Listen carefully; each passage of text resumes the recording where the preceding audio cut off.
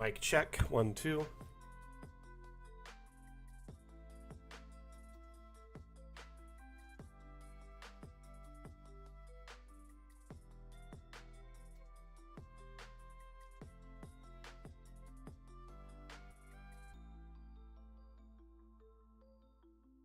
Perfect. Fantastic. I'm going to bring in the mic just a little bit closer so it picks me up a little bit clearer, but other than that, I think we're golden. How's everyone doing today? Welcome back. My name is Mac. It's time for another edition of the Mapmaker Monday. It's everybody's favorite stream of the week, I know. How we doing, fam? A little orange looking today. Washed out. Well, washed out.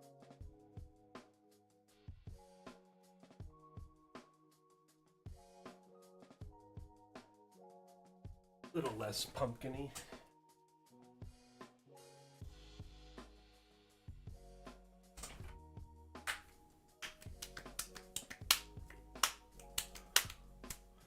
More, I saw your message earlier, but I was like knee deep in prep for the stream. I plan to ping you after.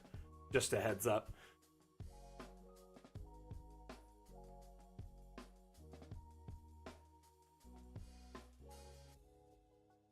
Excellent way to start the week on a positive, creative, relaxing note. I agree. DM Angel, how you doing? Welcome back. Or Angelo, right? Is that what it is? I can't remember. Sorry, I feel bad. I feel like it was the second one. Yep, Angelo.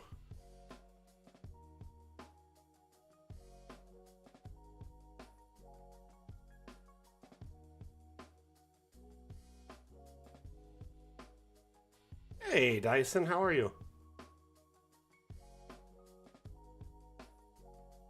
Well, I just still wanted you to know, regardless more. I felt bad that I hadn't gotten back to you. Been kind of busy the last few days, my friend.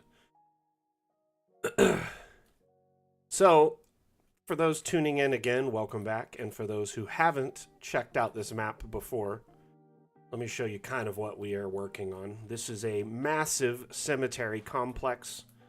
The map is actually 85 by 82. And, it's getting quite large and quite filled out. Let's take a look at the top down here so you can get an idea. But we've got, I'd say, 2/3 of the map kind of filled out and detailed. The next two areas are going to be these two kind of triangles here. This one will be pauper graves. This one will be kind of fancier graves that I plan to build like terraces. It is quite a bit of work that I put into this map, but oh my goodness, it is really paying off in spades. Let's turn on the light so it's a little bit easier to see what's going on in the map. 85 by 82 is the current dimensions. It was 82 by 82 until a couple of weeks ago, and then I had to increase the size for symmetry purposes. I was working on this area primarily the last few weeks, the caretaker's cottage and property, and it's pretty much done. I only want to put like a couple finishing touches on it. I've been thinking about where to add what, and then we started work over here by sectioning off these two areas with a kind of a hand-built path. I started carving it out, and when I was carving it, I realized it would like not hit the corner of the map at the time. The corner was like here, so I extended the map over and got it perfectly lined up.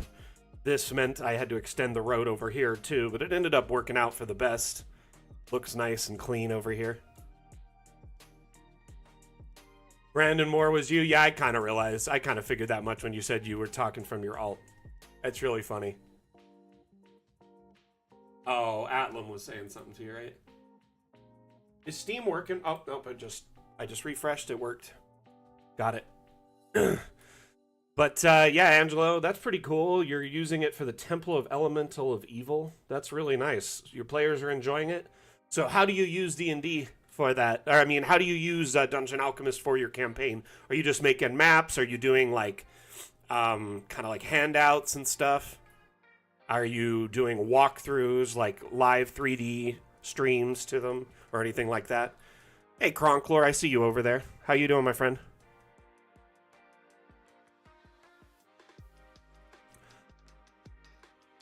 Nice, that's cool. So you share the screen online? Or do you play in person? Just remind me. I'm going to put in a rug light right here. You play on Discord? Yeah, okay, I remember now.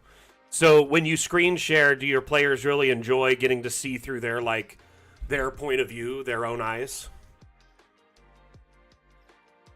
I'm assuming you walk around in first person sometimes and show them that. I've played in a couple of campaigns where the DM will stream the first person view if we ask. One DM, you had to have inspiration to spend to do it, but another DM was like, you could do it any time because it's your eyes. That's like an innate ability your character should have. Hey, puppy.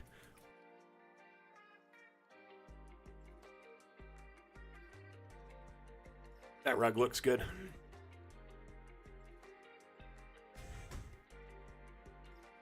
Master bedrooms come along. Looks really great.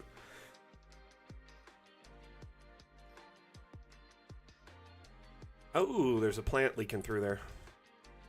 Can't see it because it's under the windowsill. I guess it's kind of a moot point, but I could fix it still.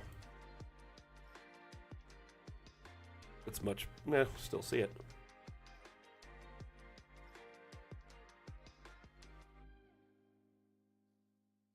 Well, that's cool, Angelo.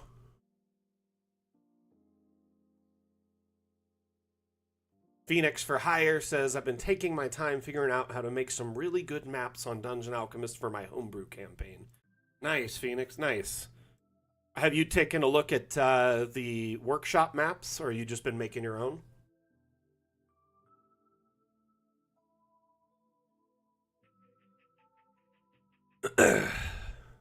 So, let's kind of get back to the idea of building here. One thing I kind of want to flesh out is the path network for this area before I spend a ton of time putting in graves. I feel if you have the path network, it's a lot easier. So I'm going to use kind of the grid to work with to my advantage. Nice, nice. It's a great idea to look at the workshop maps, kind of reverse engineer them, learn what you can from them, even get the assets that are in those, you know, sets of maps, because when you download maps on the workshop, if they have custom assets, you end up being able to grab those as well. Hey, thank you for the like, Kenneth, over on Facebook. Much appreciated. Okay, so what's the frequency, Kenneth?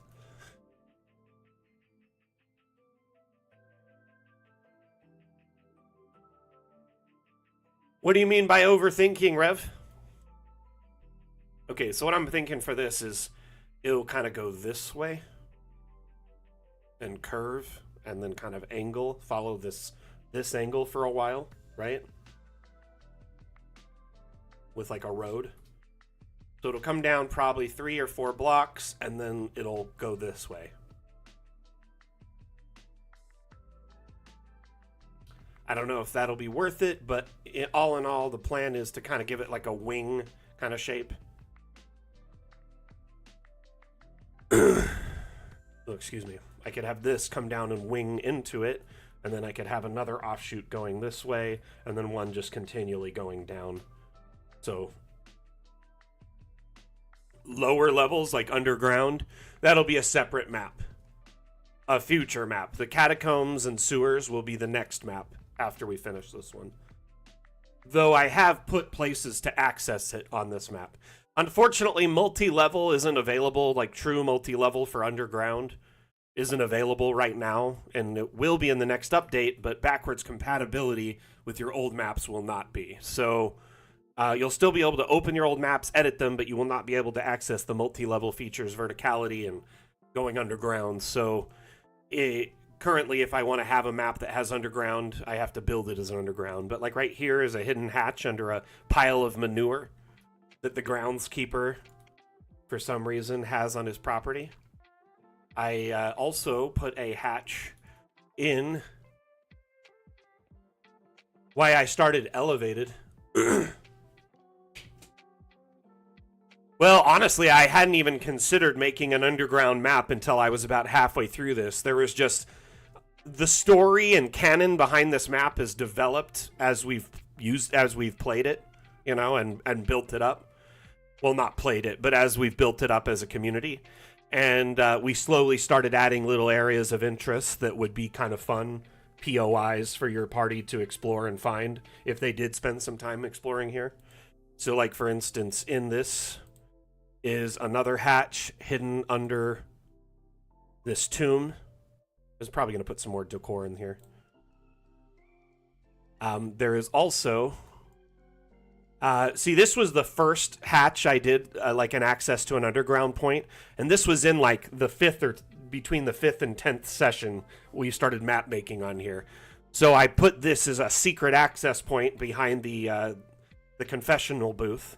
So you can, here, let me show you. These little areas here, they rotate. So it goes to the secret passage behind, and then there's a door. Hey, Duck, how you doing? Welcome back. Honestly, I was trying to keep the groundskeeper very innocent and just, cool and nice. But unfortunately, the community wants him to be a little bit more nefarious. So that's kind of the direction it's taken. I am at the whims of the community's wants and needs. Anyway, so at this moment, there are 3 access points to the underground. 2 on the church's property, which is, them having access to older,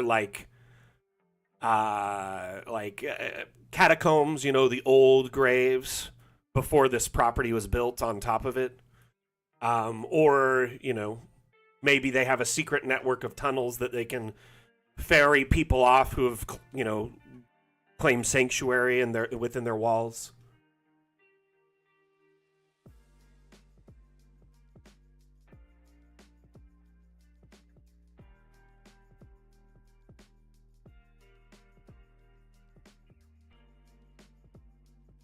Dungeons and ducks. You'll probably have a better chance of running into ducks than you would dragons, so that makes sense. More, that's awesome. That's really cool. Did you, by chance, share the map on the workshop? By the way, if anyone's wondering, I'm talking to many different feeds right now. We're live on, 5-6 different platforms. Twitch, TikTok, Facebook, YouTube, Twitter, and Steam, all simultaneously. So I'm watching the chat feeds. I'm bouncing around, reading different ones. So we've got people talking right now on YouTube. We got people talking on Twitch. We have people viewing on Steam and on TikTok. So I want to pay attention to everyone's questions and make sure everyone gets, their concerns, questions, and whatnot answered.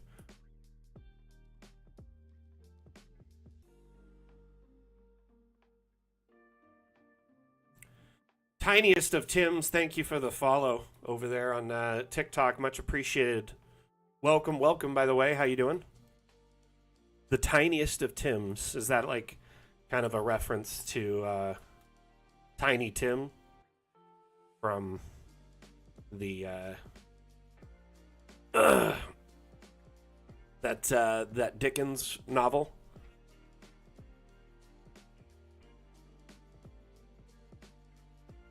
Sorry, I'm still kind of on my first coffee, so bear with me if I'm a little out of it. Okay, so what I think I'm going to do is flatten this terrain out first along the area I want this to be the path. So I'm going to start from here where it's already flat. Christmas Carol. Ah, gotcha. That's what it is. I always forgot the name. And then I wanted to say Muppet Christmas Carol, and I'm like, that's not right, because that's the Muppets. So it was Christmas Carol something, at least. It's a military nickname. Interesting. So it's like your call sign. How do I stream on Twitch? Duck, there's numerous ways to stream on Twitch, but the most straightforward way is like, let's say you have a computer.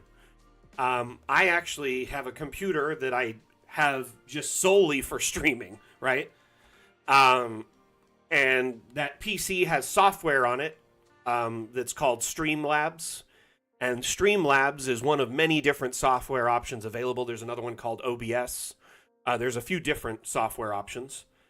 But basically, the software allows you to kind of capture what's on the screen and then broadcast it to stream services like Twitch.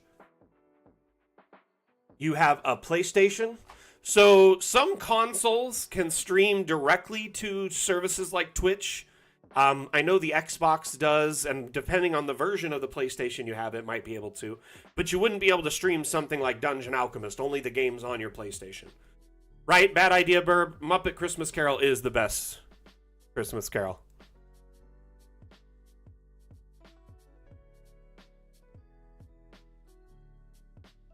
Okay, I think this is where I want to start turning. Atlam is a rock star. Atlam is a great mod. Very, very awesome and helpful.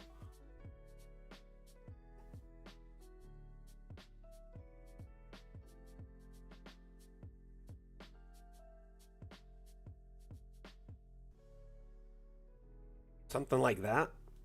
I'm already kind of veering. I want to stay along this edge here.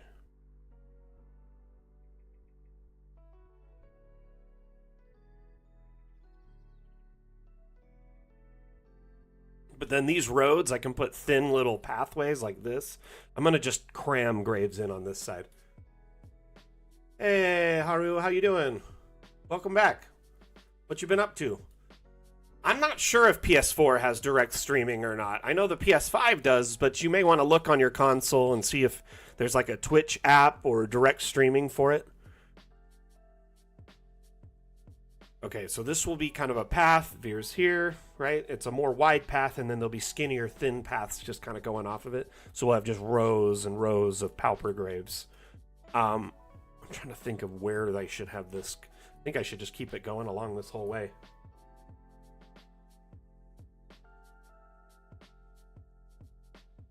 Okay, so... Sorry, I have to like think things out ahead when I'm doing a path like this. You want to make sure it kind of follows a set path.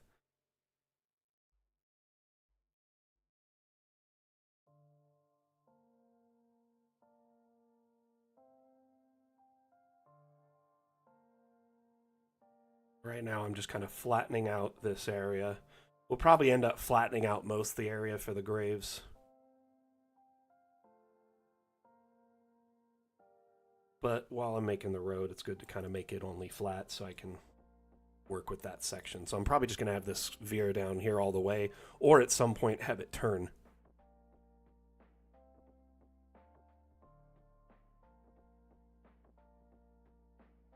So, question, community, should I have it kind of veer back this way towards this path sooner?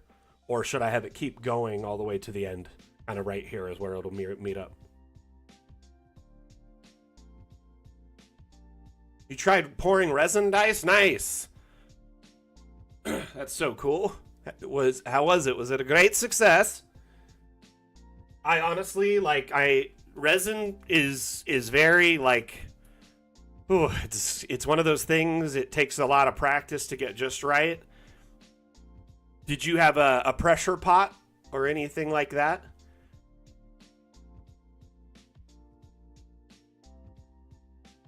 Ah, you gotta wait 24 hours.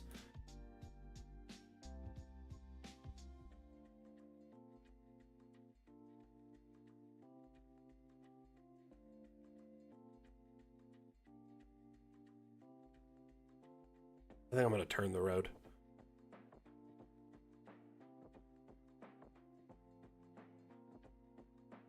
Yeah, I'm gonna follow along this.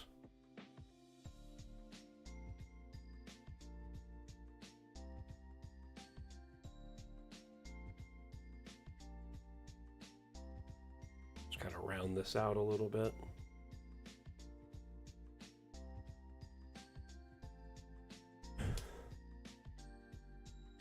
Because then I can just put more rows of graves here. It'll be like... We're going to have like little thin roads and paths kind of veering off of this. Okay, so let's paint this so it looks like something. I'm going to make this brush just a bit smaller. So I'm going to paint over it with 2 stone brushes. I'm going to use this one first because it has no gaps or cracks in it. And it fills in all the blanks, all the grass, all the dirt for the most part. And the reason I do this, watch what happens when I use this other brush. It has like gaps in it where you can see the grass through it. I don't want that in the road. So I plan to do this over the other one so it looks more like solid and sealed.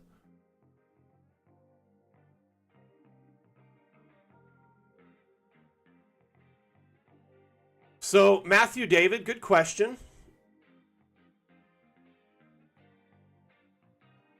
So, under the terrain tab on the left menu here, you have several tools at your disposal for manipulating and painting the terrain.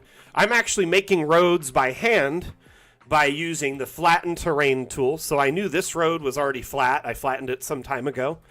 And then I just dragged from this so it'll know that's the plane I want it to be flattened to.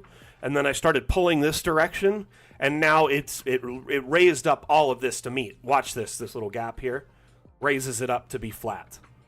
So this actually saves you a lot of time in flattening out an area to the same size if you start, in one area you want it to be. So basically these flattening tools, they'll grab the kind of biggest area of flatness within that circle and use it as the reference. Now, I laid out the road kind of manually by following the grid here. Notice the grid is very kind of centered on that. And then I went into the terrain paint, and as I was stating a moment ago, I started painting with this stone so I could paint underneath basically a kind of foundational painting layer that's much more solid because there's no gaps or cracks in it.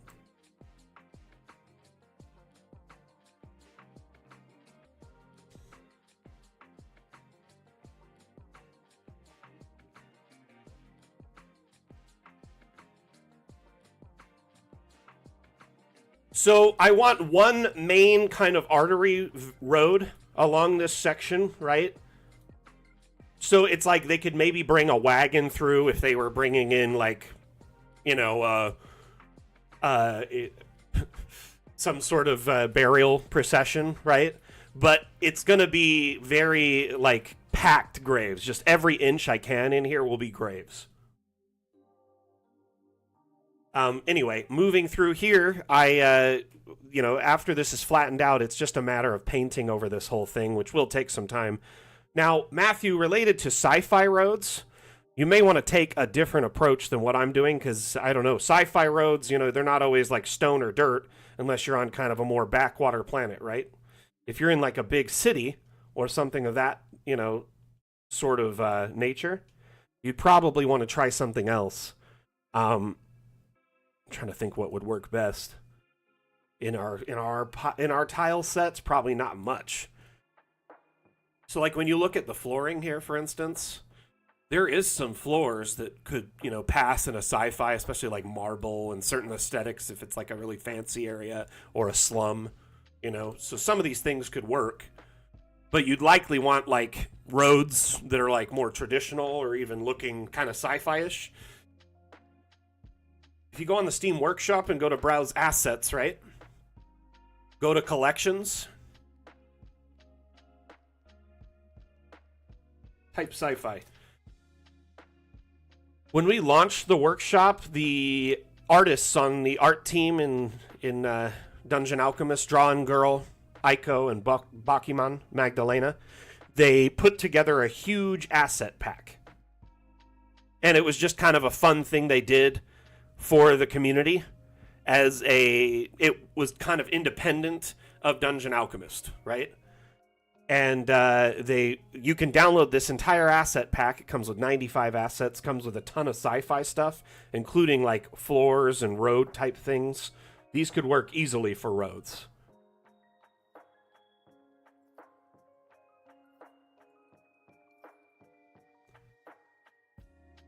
Aside from that, in our base asset pack, one thing I feel that would work really well is we have some like metal, these iron plates, the grates, even some of the tiled kind of areas in more like affluent or nice areas, and then there's the metal kind of floor tiling things. These would work great in like spaceports or, you know, things of that nature. So there are a few different tile sets in the base flooring that would work, and you could actually use those to make like roads. Let me show you an example here. Like if you go into the room tool, right? Go to village and then select alley, right? What is an alley but a road with 3 walls around it, right? Typically it's got just, you know, it's like a boxed off area, right? If you go into the advanced AI settings up here, if you turn off objects, walls, windows, doors, now it's just flooring.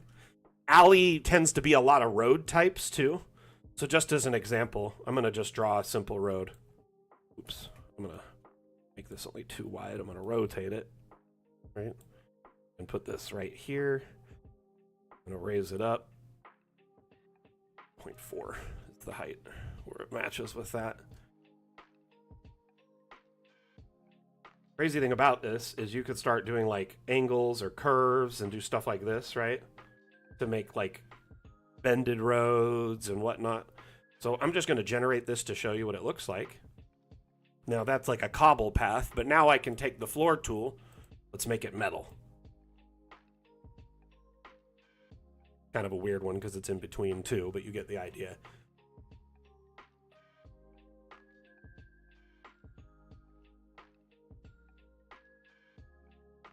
But you can actually use the room tool to kind of carve structured roads to a degree. So let's say you're fine with maybe these clay pavers in a city. Now you've got like a cobblestone road. And you can keep drawing off of this with the room tool too. So let's go this direction.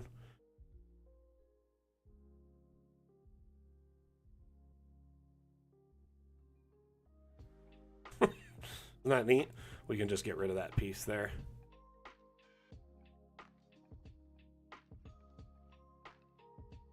So it is possible to do kind of like... Yeah, I mean, Dungeon Alchemist, ever since you could start making round and diagonal rooms, this was a possibility. It just kind of... A lot of people don't realize you can do it because you have to disable a lot of the AI settings to make it work, right?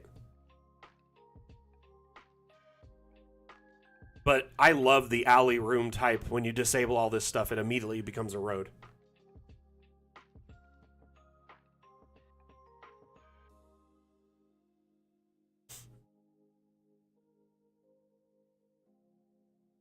So the numbers shown when you're raising or lowering a room, every one of those numbers equates to like a 5-foot square. A good way to verify it is with the abstract cube. You notice how it'll fit in like the center of a square perfectly. If you were to raise a building up to 1 or 2 or whatever, I believe every one of those is 5 feet. I'm not 100% though. I feel like we experimented with that some time ago. Well, I'm glad I helped you out, Matthew.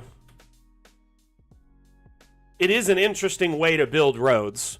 It's kind of my preferred way to build structured, like, roads that are maintained, roads that have, you know, a lot of, like, they're in a city or whatever.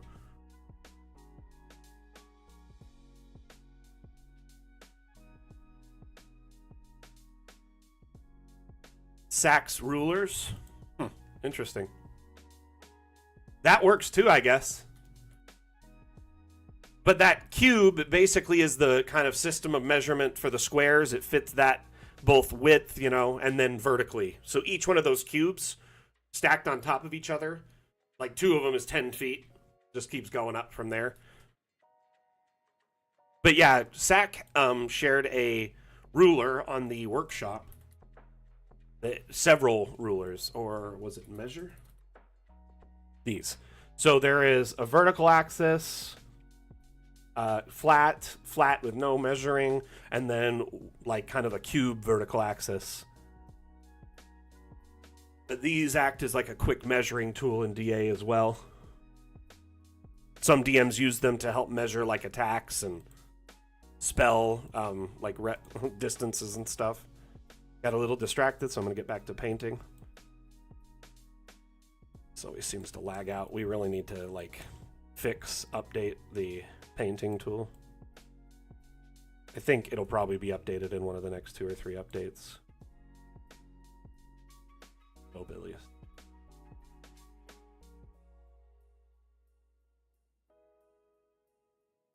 Wait, what did Zach say? Oh. Sack, you mean, right? It's cool. I was like, who's Zach?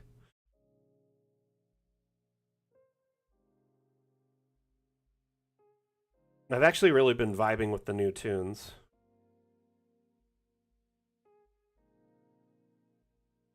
Sack's a bit of a legend in our community.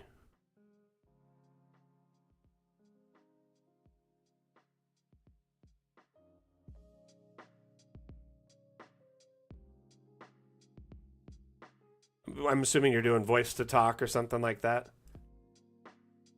Or it auto-corrected. It's like, why are you typing sack? Autocorrect has a mind of its own sometimes, right?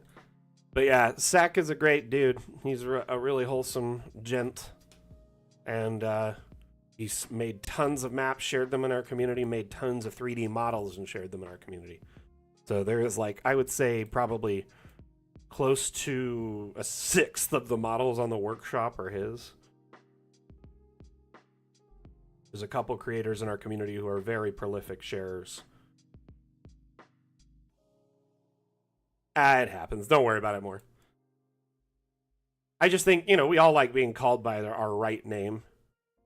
Sometimes people call me Max, and I don't like get angry or anything, but I want them to know it's actually Mac. You know what I mean?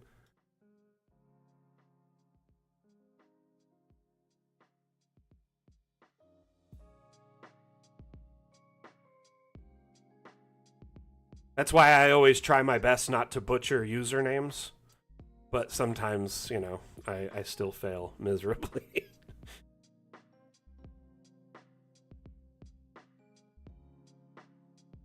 I think it was Angelo, DM Angelo. I butchered their name the first time they were here. I called them like Angel OC like half the stream.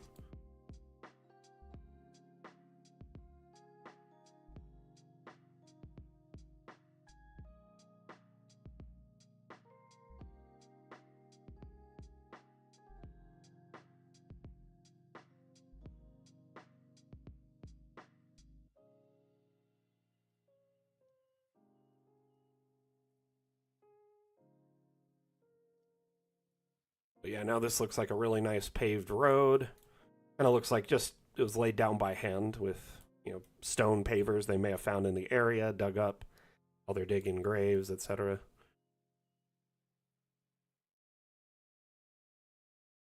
That looks pretty good, eh? Needs a little bit of straightening out, and I'm going to put fencing along it or something to that degree, maybe some hedges or something. We got one more road here we got to do. And I think this one's going to go kind of like this and wing into this one and then wing into this one. So it does it twice, like a little tree. Oh no, see you later, Rev. Good luck, my friend.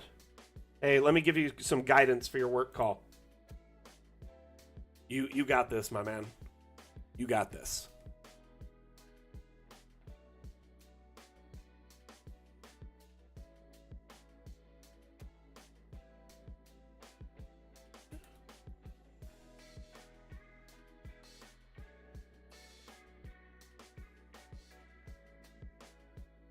Okay.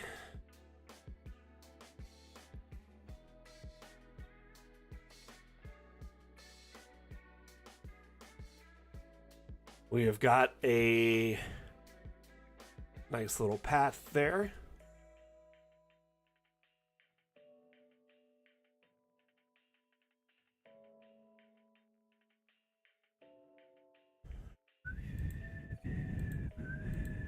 Let's do flatten.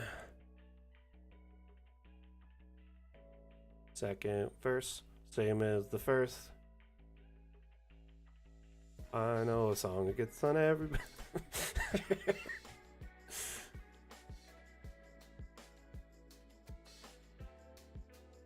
I actually have a huge leak inbound now that Rev is leaving. It's safe to share.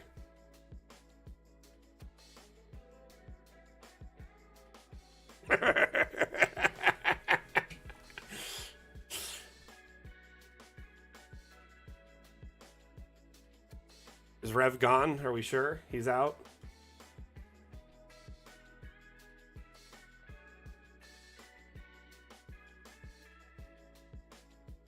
Huge leak, everyone.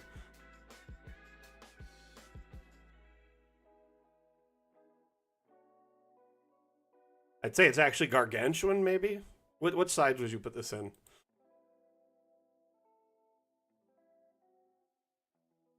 That's my biggest dad joke. My most largest dad joke. If y'all want to see some teasers, though, I can show some clips. We can roll that beautiful dam footage. Okay, I'm thinking of veering this one this way and then this way. So it'll kind of just have like a...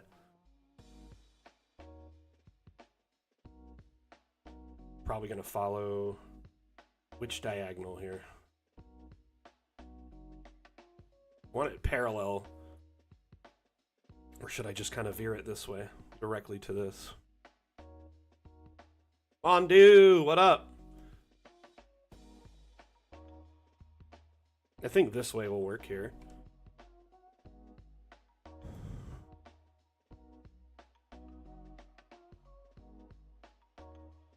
It's up, centered on these 3 tiles. If I can do the same thing the other direction.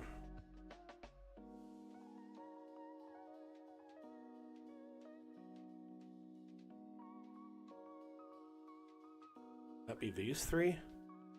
Seems not right. I'm trying to figure out like the cut.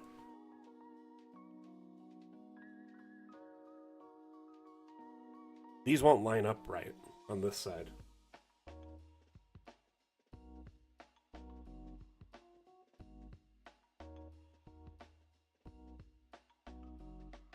I'll ban you. Mondu, I will ban you. I'm just kidding.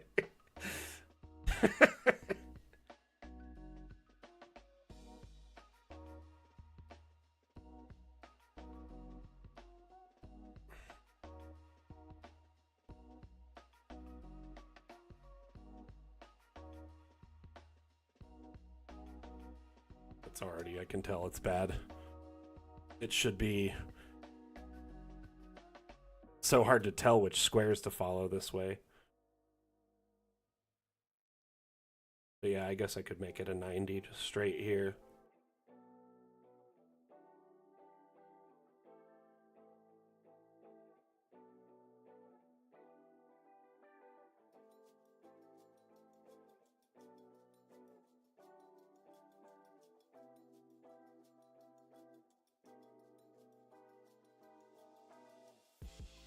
That makes a better Y than the other one did. Jeez.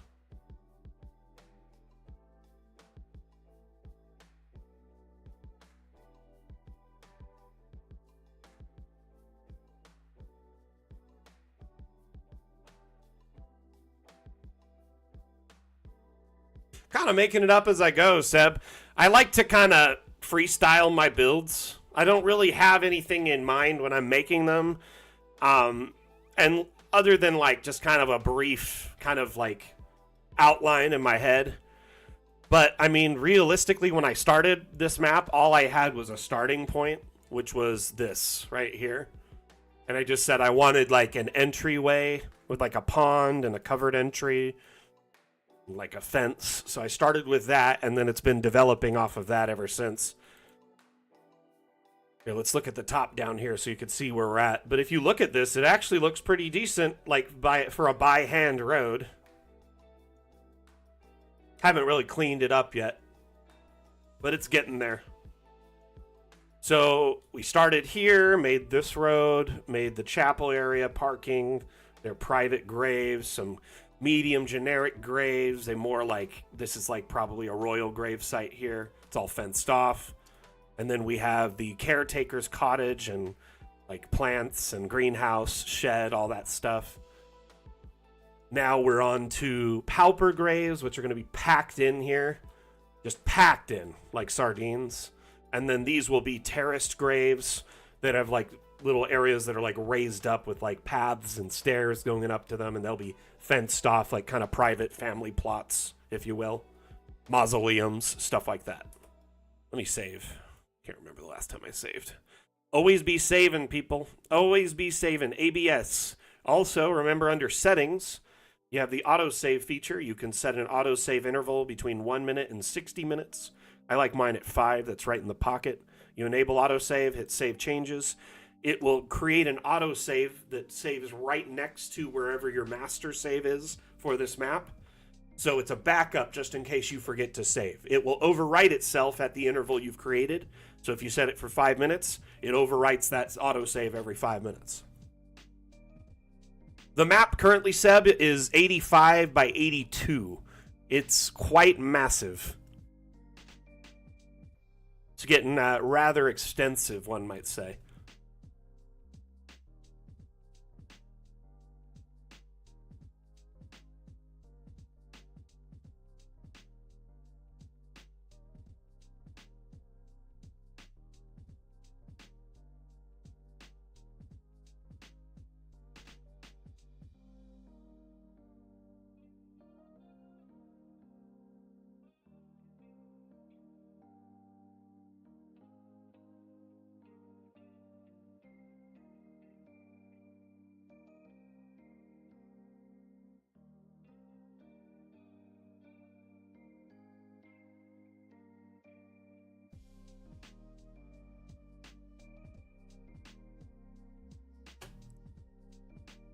Back into the terrain paints.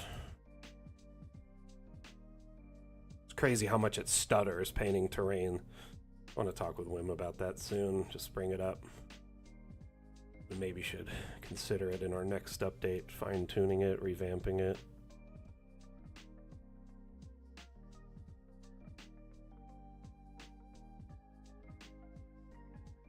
Hey, Michael, how you doing? How's things been since the move, my friend?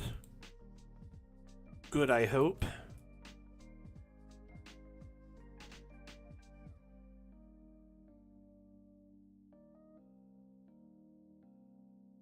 Hey, Mosey, welcome back.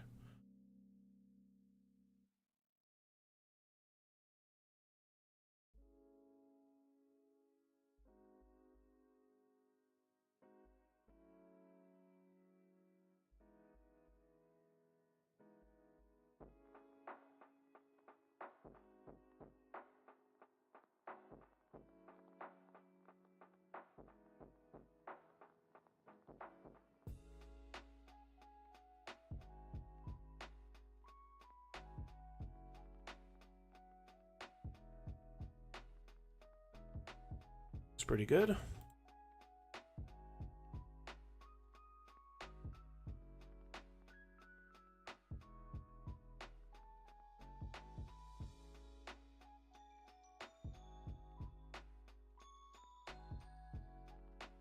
Girl's sick and you quit smoking. Oh man, that's probably a rough month. But I'm happy for you to quit smoking, man. That's really awesome that you did. And I am so sorry that your girl's sick. Sending well wishes. Hope she feels better real damn soon.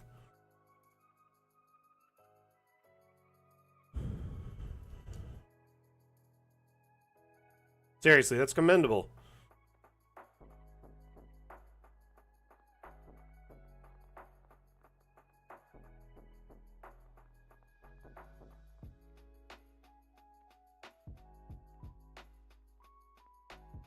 Oh, I was sick. Gotcha. Well, I'm glad you're feeling better.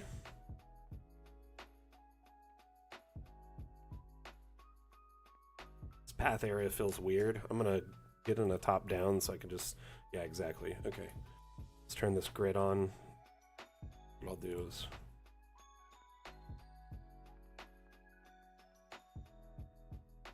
Trim that back a little bit with some paint.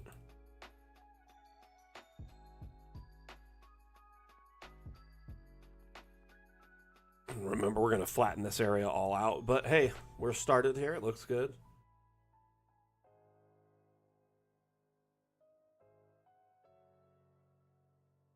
Hold on, I might... Excuse me. Oh, man. Sneeze. Felt it. Didn't have enough time to mute, though. My mute is on my other computer. Okay, so we've got some paths, at least, to kind of start doing the graves. Tavildo on TikTok, the next update will likely be launching in this quarter sometime, so we just jumped into the new quarter this month, right? And that runs through the end of June. So sometime between now and the end of June is the likely release window. Though that is subject to change if for some reason, you know, we have to delay. But yeah, just kind of stay tuned to our, you know, our posts on our social media, our streams like this. You can feel free to drop in anytime and ask if there's any information or updates towards the update. In fact, if you'd like, I could share a couple like videos and stuff with everyone right now. We can kind of go over that a little bit.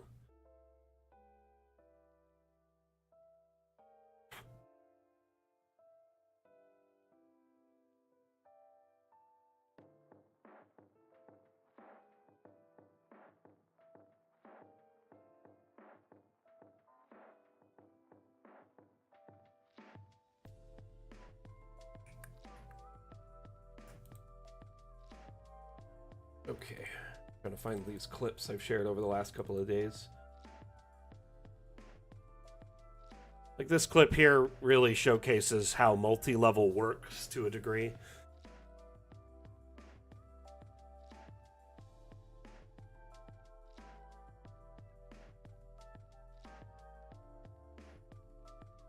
The terrain tools are more freehand than they are strict shapes. And that's mostly because it's designed to be more natural and kind of flow. But that being said, if you want to put a strict shape on the ground, if you just lay a building down, like the floor plan, generate the building, and then delete the building, the ground beneath it will be flattened to the shape of the building. So it puts like a flat patch of ground. So you could draw a room that's a circle and put a flat patch there. You could even raise up the building, and it'll raise up a big circular pad, and then you can delete that. I'll show you in a minute. But this clip here kind of shows you how multi-level in the next update will function.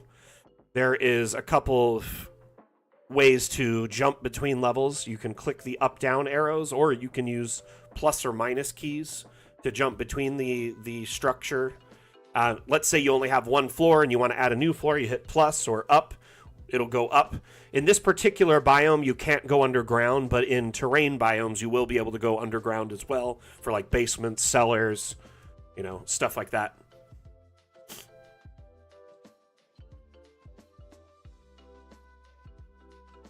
This other clip here shows abstract lighting. Same map, but I showed kind of how I was able to make it so bright and vibrant.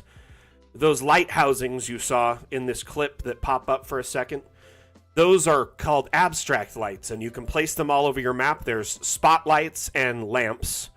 And the spotlights, you know, cast a very bright beam, whereas the lamps are kind of just a general light. But notice how dark it was before, and then after, much brighter. So you can add these invisible lights to your map. Essentially, the light housing, the lantern, disappears upon export.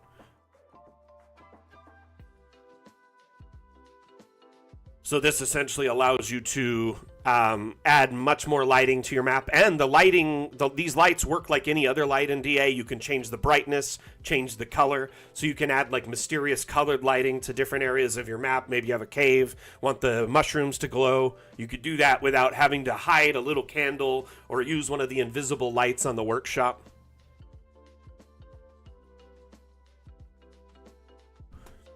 And they're so easy to manipulate as a group because you can use the copy object properties. Essentially, let's say you wanted to turn them all off. You could click one of them, right? Here. Let's look in the overhead view. Let's say I wanted to turn off all the abstract lights, meaning disable them. I could click one of them, right? It'll open up all the light menu for it, and then I could just turn down the brightness for it or turn it off because it has an on-off switch as well. And when it's off, the housing becomes dark, showing it's not, casting a light anymore.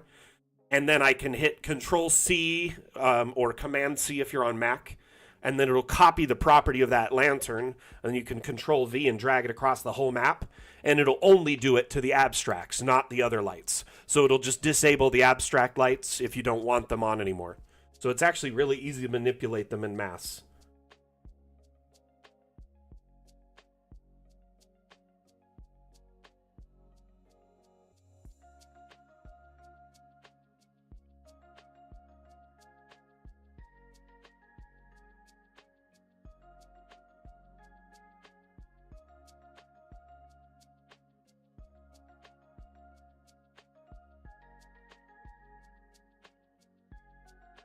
This clip here shows multi-level where some is underground, actually. So there's 2 floors underground. And then there's this neat little mezzanine kind of like area on the top deck.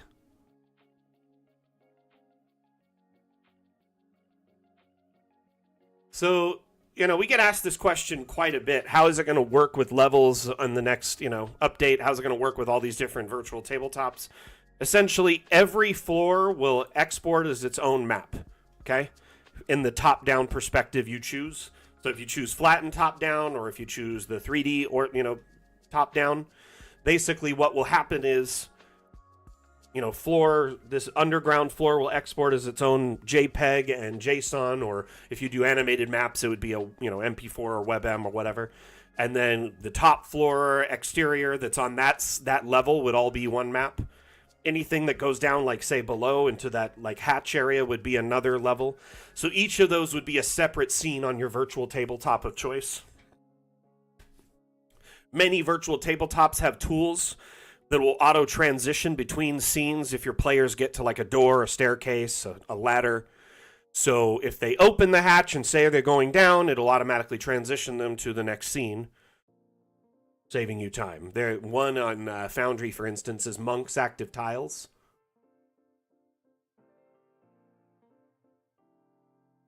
Ashton Kelly on TikTok asks, can these be converted to STL files? I'm assuming you want to 3D print it. Unfortunately, no, my friend. Dungeon Alchemist was not designed with that in mind. You build the map in 3D and you export it in a top-down that's either flattened or 3D looking. It's an image or a video that's designed for, print, TV tabletop, projector tabletop, or virtual tabletop through, like, Foundry, Fantasy Grounds, etc. Unfortunately, we never plan to offer true 3D exports for several reasons. None of our assets were designed with that in mind. They're very simple shapes with very complex texture mapping. So it's basically a wallpaper on top of a simple shape. So it wouldn't print or export in a true 3D model or shape or any detail of any kind. In fact, it would export as like a flattened gray blob with like a lot of simple shapes. If you wanted to export it for Game Engine, we don't plan to allow that because we want to protect our 3D models and all our assets and all the artwork, etc. So it doesn't get distributed and pirated, etc. The third reason is we never really intended it to be built for 3D exports for anything like, 3D virtual tabletops. In fact, there's really only one virtual tabletop that allows imports that's 3D, and that's, what is that one? What's the one you use, Mondu? Tabletop Simulator, right? Isn't that what it is? But like Tailspire, you can't import 3D models. The new Sigil, you can't import 3D models. Like almost any and all 3D virtual tabletops do not allow imports. Even 3D Canvas on, Foundry, which a lot of people like and use through Ripper, and Ripper's great. We've discussed stuff with Ripper, talked with him in the past, even gave him a copy of Dungeon Alchemist. But we realized there was really no compatibility between our two programs, our two applications. So anyway, moving on from that, I'm sorry that isn't the answer you were looking for, most likely there, Ashton. But Dungeon Alchemist can make beautiful, detailed maps that you can immerse your players in 3D in a number of ways. You can stream this view to them, for instance, and allow them to see at different kind of isometric angles. We allow you to insert tokens into your map so you can walk around in first person. You can record this, take screenshots, or even stream it over Discord, Zoom, Skype, etc. So you can kind of explore your maps in first person and share it with your players. A lot of DMs will walk around in first person and mimic wherever their players are at in top down. So they'll kind of follow along with their players' decision making in their top down map, and then show and look and kind of check out areas in first person when they ask. So they're like, hey, can you take a closer look at the altar? The DM would be like, sure. And then when you get over to the altar, you actually notice some things you may not have seen otherwise.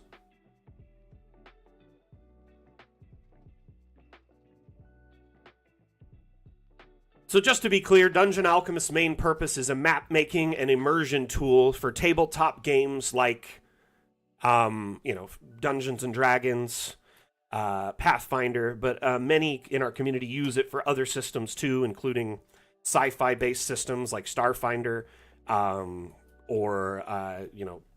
Apocalypse or Fallout-based game systems. There's a lot of different utility in Dungeon Alchemist.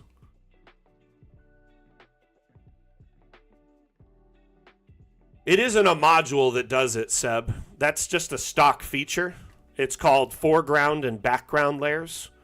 When you're importing a map from Dungeon Alchemist to, say, Foundry, notice when you import the map, you're supposed to put the map in the background layer. I'm assuming what Seb wants is for the roof on the map to be a separate image, and when your players walk under, say, a roof or a bridge or an arch or enter a building, the roof then peels back, instead of it just being like a fog of war.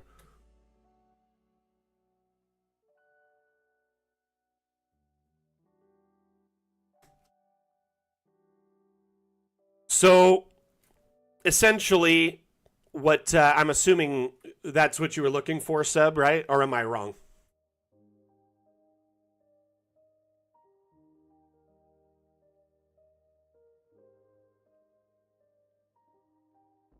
So if you wanted to do like open chests or animated assets on your maps that can move around with your players, first you need a virtual tabletop that supports tiles of some sort. Some systems call them different things, but on Foundry it is called a tile. That's what I know because I use Foundry primarily.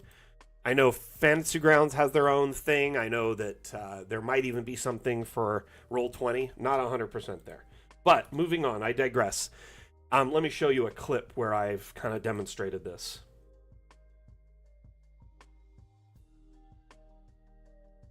So this tile was created. I recorded a scene of this drill that I made. I built a custom map to kind of showcase on. It's a green screen map. And then I exported that green screen video, put it in a video editor, remove the green screen with chroma removal, which most video editors and photo editors have. You can do color removal or chroma removal. I added like kind of an outline and a drop shadow to it. And then I'm able to import that as a video file. It's a WebM video file into Foundry as a tile. So that object that would normally be in the map that you can't move, now I can resize it and move it around the map. And I did this because on the map I had one of these drills and I wanted my players to be able to move it if they had gotten it working. Like if they investigated it and fixed it or got it running, then they could drive it around.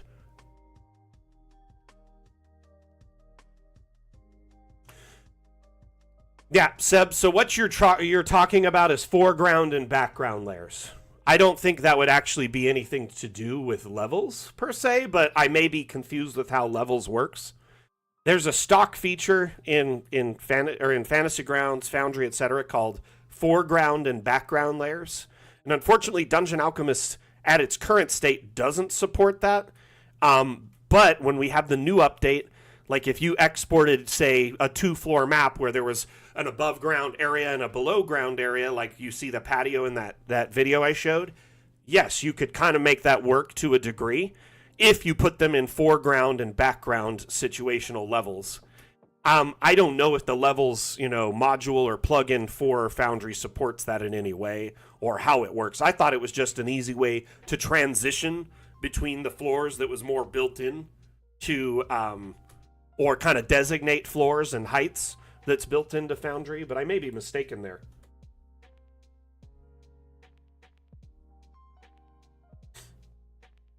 Any layers beyond the foreground and background layer would have to be a separate scene. So if you're, just the roof would always be the foreground on every map because the roof is always the top, right? But if you go underground, that would be a separate scene. Or if you go beyond floor 1 to floor 2, separate scene. Just each of them, that are the foreground would be the roof on every scene, right? And then or I guess you could have the upper layer for every one of them. So you could have, floor 2 be the foreground for floor 1. You just got to set it up and import them that way. It's going to get a little tricky when you start importing things.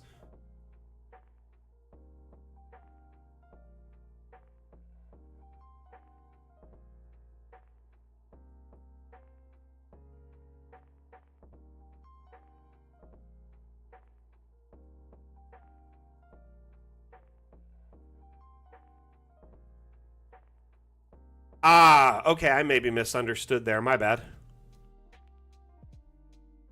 Well, let's go through and flatten this all out so I can start cramming graves in.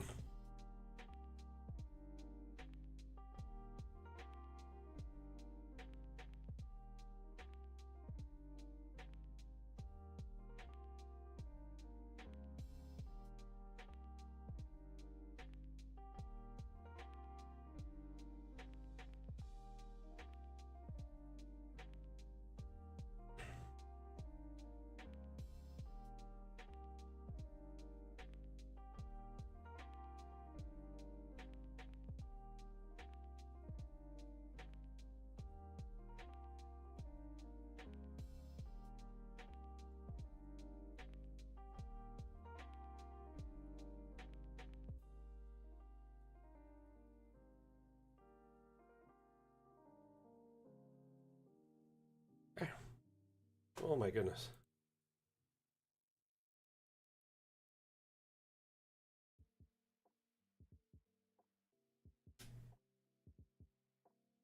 Okay.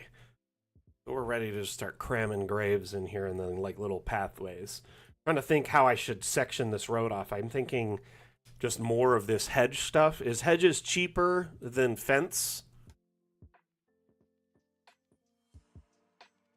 I could put wrought iron fence, right? I could grab a freestanding wall. In fact, I already have a fence I've used, which is over here.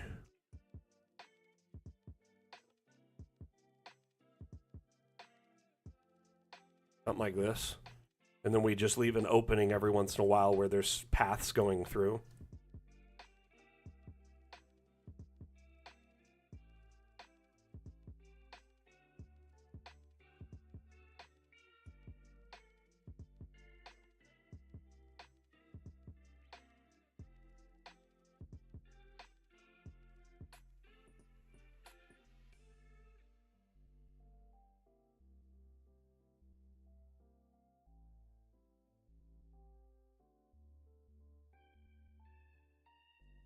I will say this, though. At some point, we do plan to kind of supplement Dungeon Alchemists with our own kind of standalone virtual tabletop.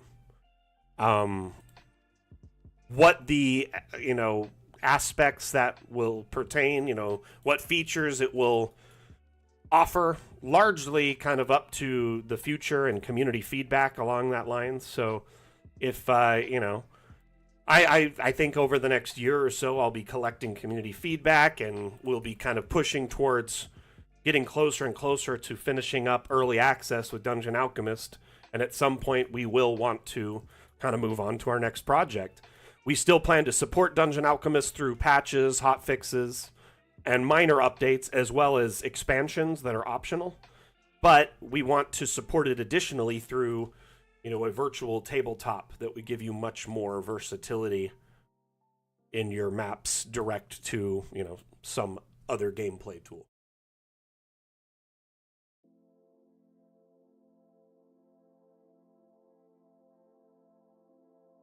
So it is called an ancient cemetery for a reason more. Like, it's old, right? It's been here a long time.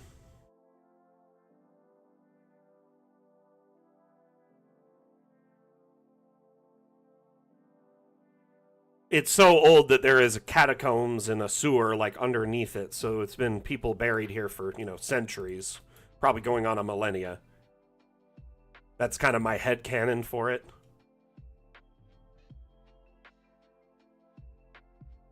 But that would explain like all these graves spread over a long time. And there's still graves being added. Like in almost every section, I've kind of left spaces where things could be added.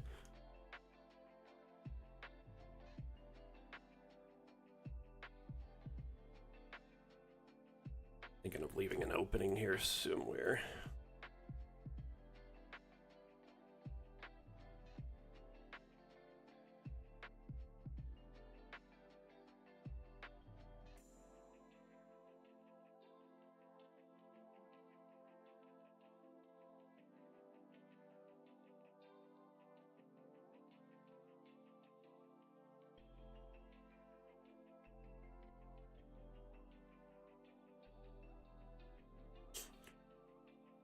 I mean, I may ask questions here and there on stream to gather insight, and then I take notes on that. Like almost every stream, I'm taking notes on what community feedback is. So if I ask questions related to that, there also may be a future like community survey or something that we drop to gather insight and feedback. Something like that would probably be one of the best ways to do it, I feel, because we can get, a bunch of questions answered directly, and then also allow maybe a spot for feedback.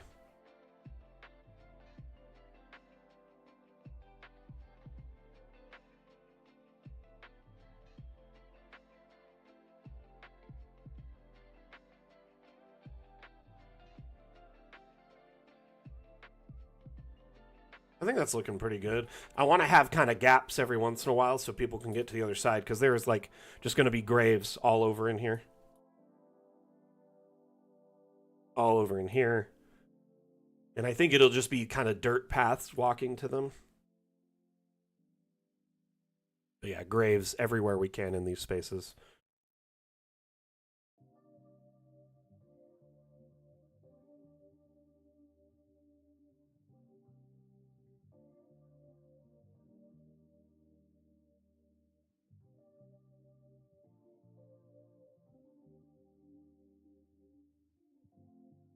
I feel like I'm slowly veering away from this line because this thing is slightly turned.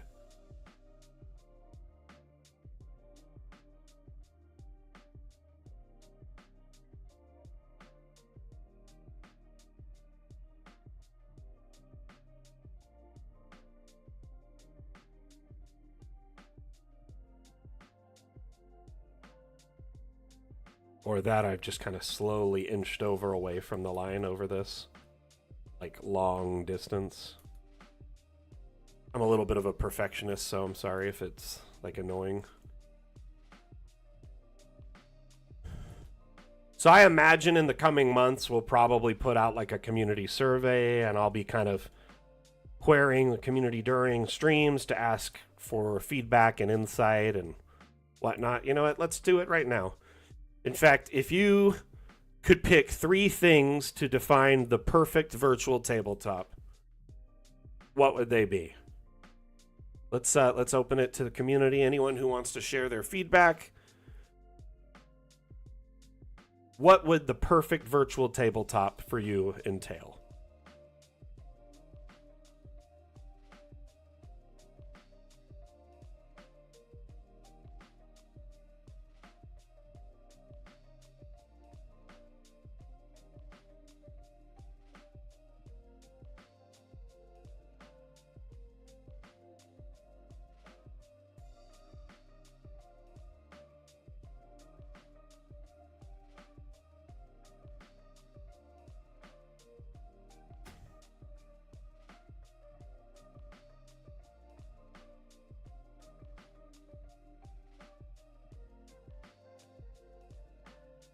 Oh, that's so helpful, Dyson. Thank you for clarifying.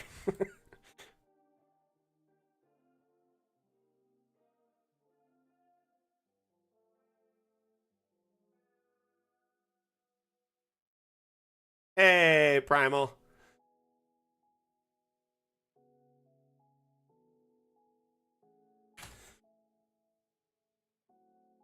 So,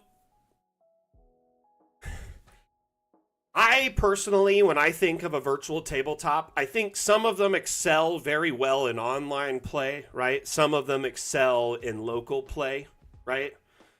Some some are easier to use, some are harder to use, right?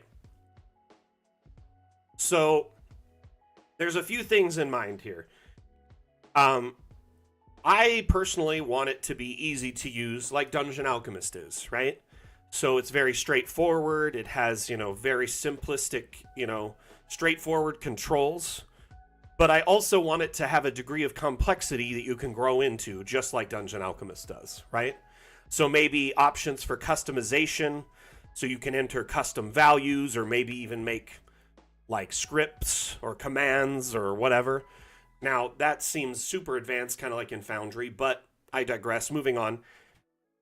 I personally want it to be like an all-inclusive solution that covers my needs end to end, right? So if I want to play in person, it works great for that. If I want to play online, it works great for that. If my players, want to manage their character sheets in that, it'll work great for that. If they want to manage their inventory, takes care of all of that. I would love for it to be easy to host a game, yourself with up to, say, 5 to 10 players without, issues if you have a reasonable computer. But at the same end, we offer maybe hosting options through a third party or ourselves. Basic features, things like Fog of War is always really, really crucial. I think that's something people want. Line of sight, Fog of War, right?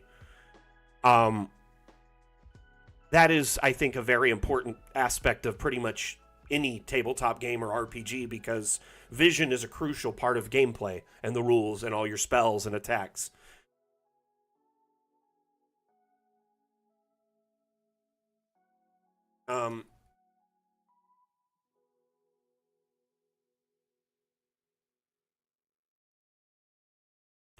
So just so you know, Clawins, you can actually download maps to official campaigns right from the map browser in Dungeon Alchemist. If you go to the Steam Workshop tab, hit Browse Maps.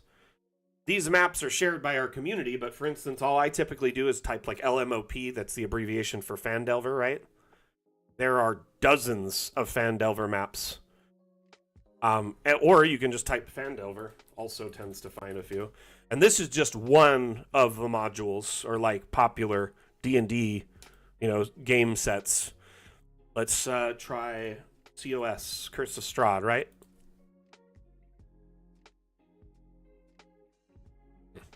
Why is it not typing? Let me close the workshop really quick.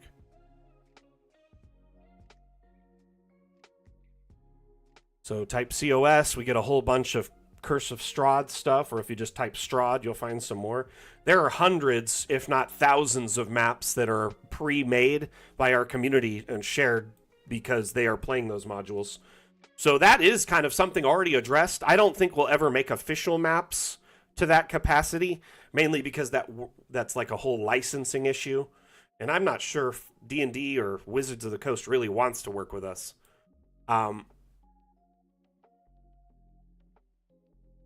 What kind of link are you trying to share?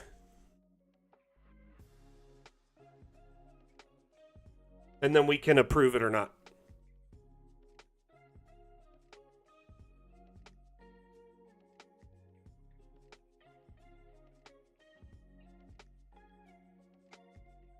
I think this should be the entry point here. 1, 2, 3, 4.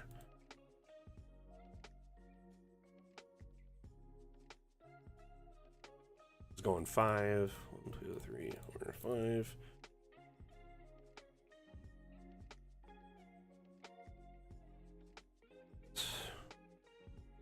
Move this one. We'll leave that one because it's on the weird end and it doesn't. I'll put this here and we'll do 6 in between. Or think about 5, 6. 1, 2, 3, 4, 5, 6.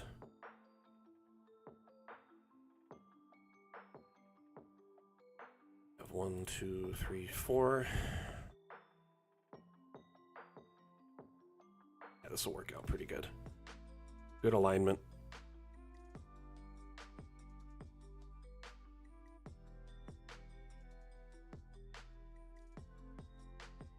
How you doing, Run Amok? So, let's see. Add-ons, I'm able to personalize the experience. So what do you mean by add-ons, Clowns? I'm curious of that. Support for lots of game systems seems interesting. I think at its core, you know, unless we can get licensing, there might be some kind of simple, either like, you know, base dice set where it comes with like every dice you could use, right? And then you just pick and use the dice you're going to use for your game, or you select the dice set from specific games. So it'll probably be like, oh, this is the 5e dice set, this is the Pathfinder dice set, this is, you know what I mean? I'm wonderful, Run Amok.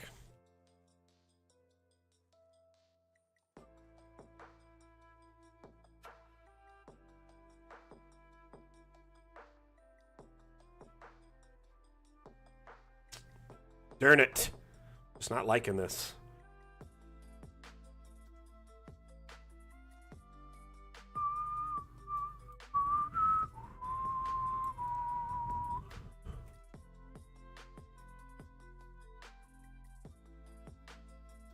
Okay, this is where the gap is going to be. I'm going to put this here, and I'll put another one next to it.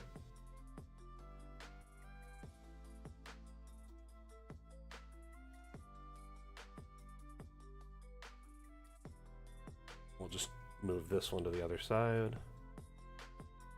Okay.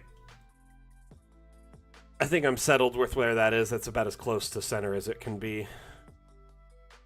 Unless I do something wonky like condense these. Or move them over so it's a bigger like opening.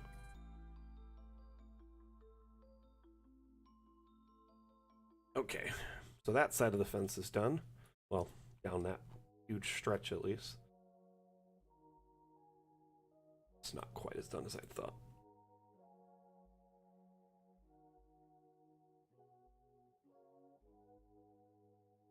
Are y'all excited for the new season of Andor? I'm pretty hyped for that. Pretty good show.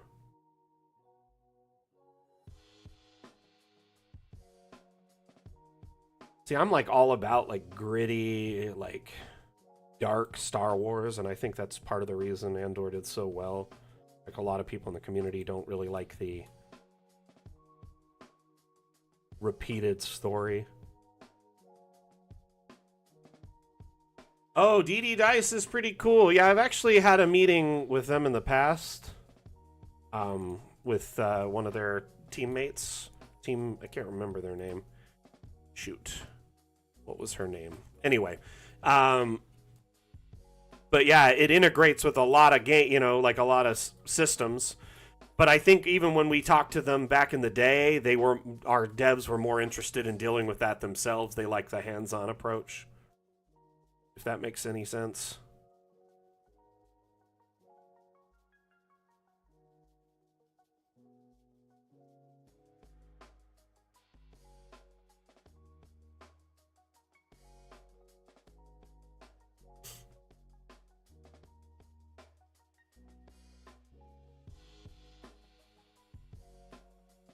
Run amok. I mean, unless you're using, like, say, the specific abandoned ruins that look similar to some of the others. So, like, let's say you used a hovel in comparison with, like, a wood structure from, like, a village.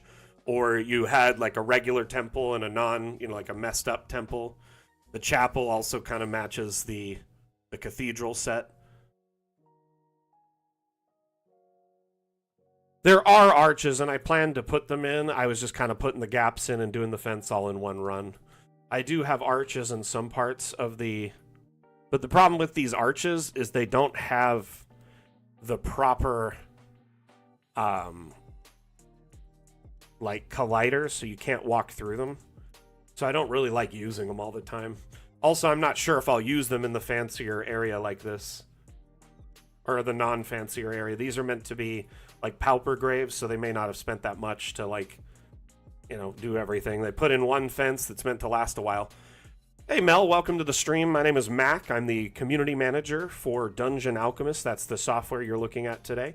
It's a map making and immersion tool available on Steam that allows you to build maps for your tabletop games. You can either build them by hand like I'm doing like very intricate details, or you can generate entire environmental maps or rooms in just a few clicks.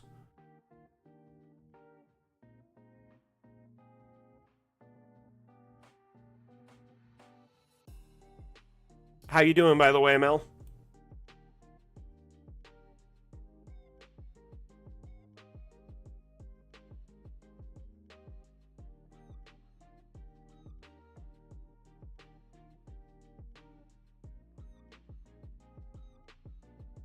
Let's see here.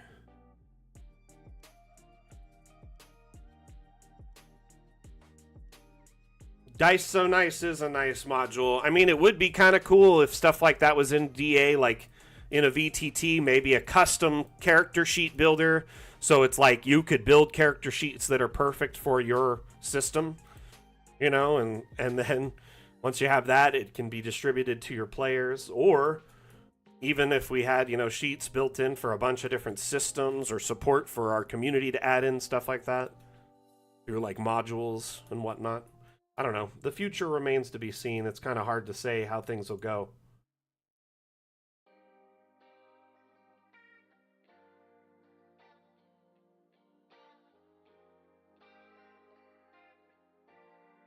But I do love all these suggestions. My map is impressive. Oh, you haven't even seen it. This is big. This is a big, big map. Mel, this thing goes on and on. Here, let me show you the top down. This is 85 by 82 squares, by the way. Uh-oh, don't crash.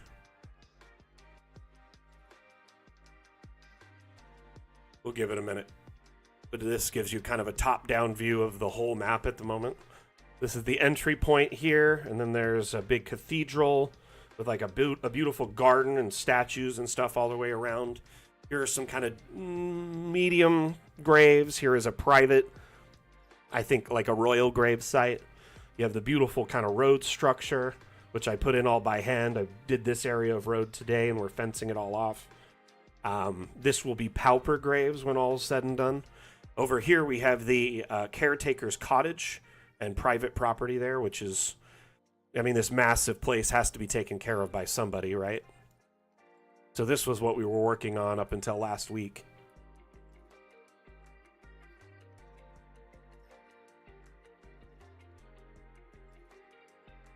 I mean, Mosey Poe, yeah, D&D Beyond has that to a degree, and it's really nice. But at the same time, it's always kind of a work in progress, it feels like. Anyway. So now this is kind of what we're working on here, is a new massive area.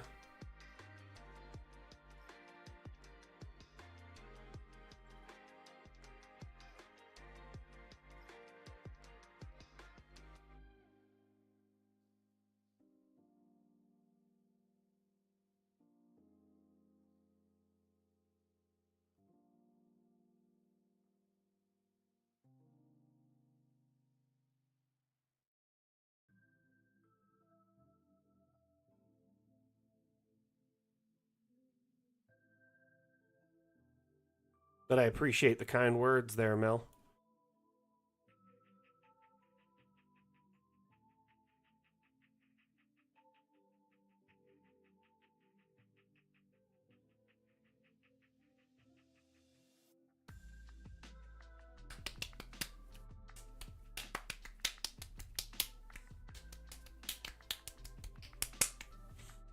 I like this.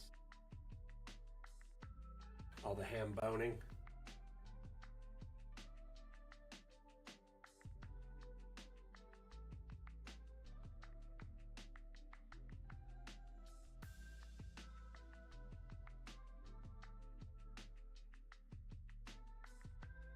Why am I veering so much here? It must be the structure. Yeah, it is tipped slightly off axis, so it's just slowly but surely veering me away.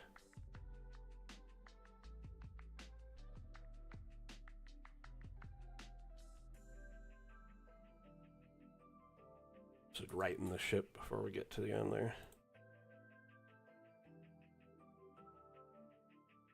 Might need to do a little fixing up in the paint there, but we're getting pretty good here. Overall, love it. Can't leave the grid on like that too long. It makes me kind of ill. Does anyone else have that problem when they stare at the grid too long?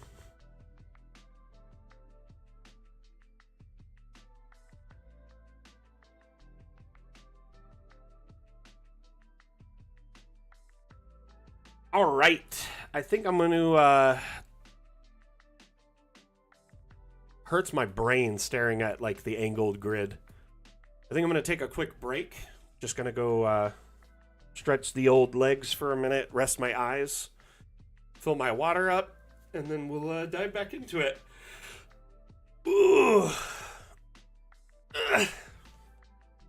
By the way, I just want to take a moment to remind everyone, if you're enjoying the stream, make sure you hit that like, share, subscribe, follow button. That way we can get the word out about the stream, and if you're not already following the stream and you've been enjoying it, you should definitely follow. That way you can find us in the future. We stream several times per week, Monday, Wednesday, and Saturday every week. Mapmaker Monday is today's stream. You watch it, you can tune in, watch a stream live where I build a map in real time. I've got over 3,200 hours with Dungeon Alchemist. So I have quite a bit of time working on, maps and providing support and guidance. So if you have any questions or feedback or need direct support, that's the kind of the point of the stream. I can stop and do whatever to provide you real-time AMA assistance. Gotta look at this at an overhead.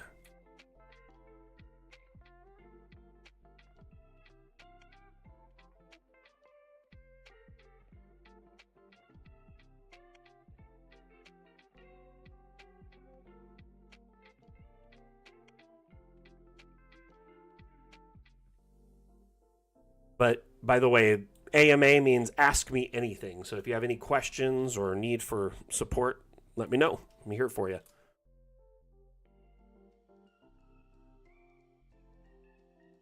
I think the biggest problem a lot of people have is when they dive into, say, hey, someone's like, oh, just get into this new virtual tabletop.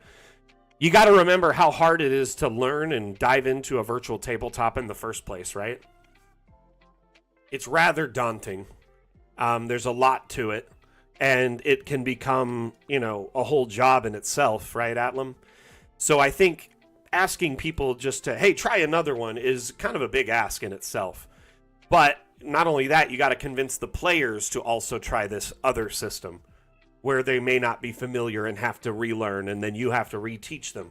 So it's a very daunting thing, and that would be one aspect of if Dungeon Alchemist made their own.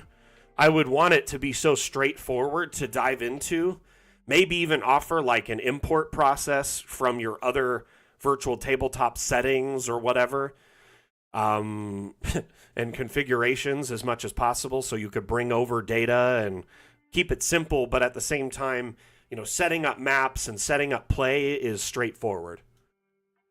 I think that would be a key thing if Dungeon Alchemist had its own virtual tabletop, is how simple it is to use.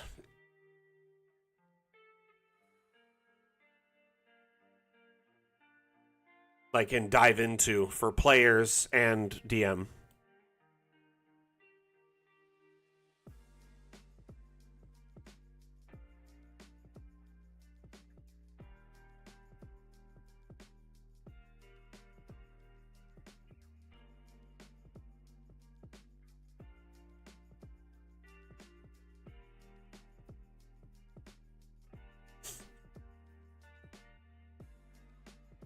Essentially, one thing I'm thinking is either the ability to like transfer player information, like their file behind their character sheet, and or like map data, character sheet data, stuff like that is very important.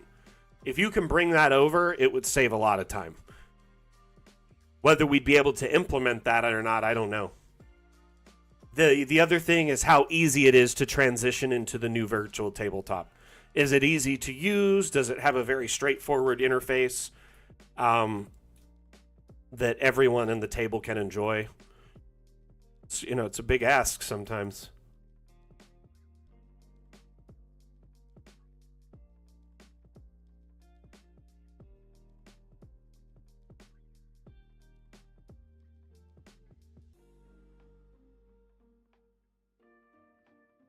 Me either. I don't typically mind, and I'm like this weird outlier person that loves to read manuals. Like anytime I get a new device, I'll like get the manual and crack it open and read through it. My wife always makes fun of me for it because she's like, no one does that anymore. I'm like, yeah, I know, I can tell, because no one knows how to use anything they own.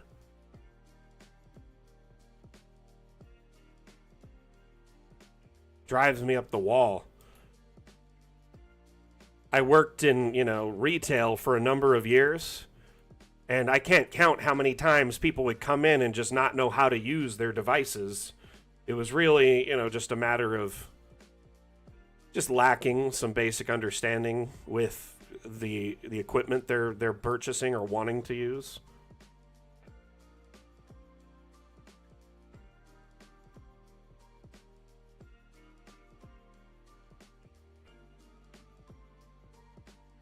I actually love learning new things, learning about, tools and like how to use a new tool, like a piece of hardware or software.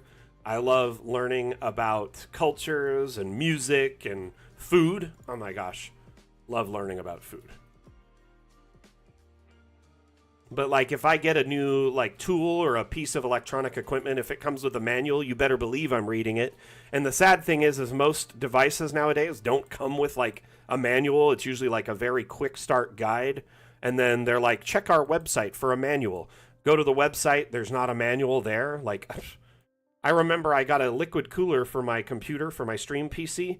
Didn't have a manual in the box. They tell you to scan a QR code to get their manual online. Scan the QR code, goes to a 404, a dead link. Start Googling the manual. All of it refers to that dead link. You can't find the PDF anywhere. I complained to Corsair. They're like, here's the link. They gave me the dead link. I ended up having a physical manual from an older Corsair liquid cooler that I had used. I busted that out and used it as a reference guide, and that's what got me through it.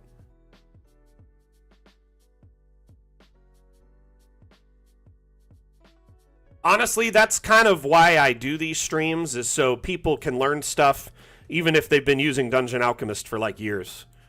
You could be a pro at Dungeon Alchemist and still learn a lot from these streams. I'm going to cut over here.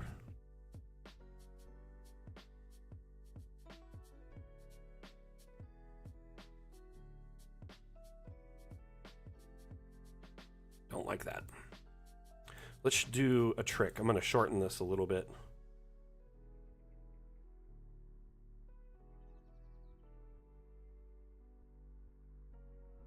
Kind of follow that path still, but it won't be that long. And then I could bring a new one over here and kind of just straighten it. This inner path should kind of have some sort of shorter grading, right?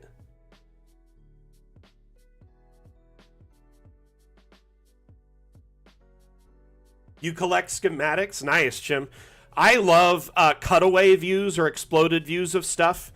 Have you ever seen those really cool, like, things where they take a device and they use, like, a liquid cutter and they cut it in half and you could see, like, the insides of it perfectly?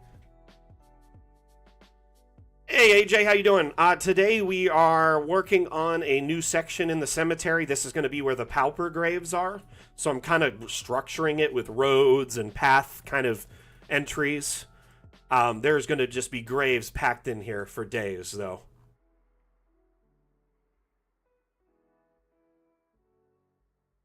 Kind of a little concerned how far over I went here, and I might even extend the map again.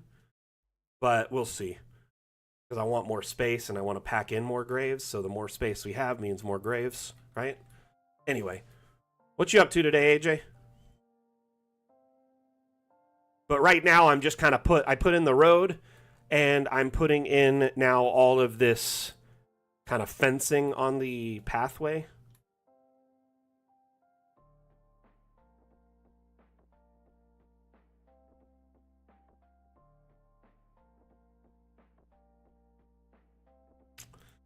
Okay, how big is this? That is roughly 3 wide. Then we get over here, and it extends to almost 3.5. So I messed up somewhere here.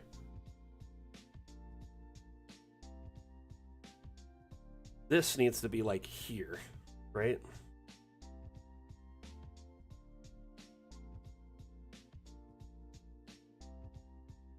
I'm trying to figure out how I messed this up.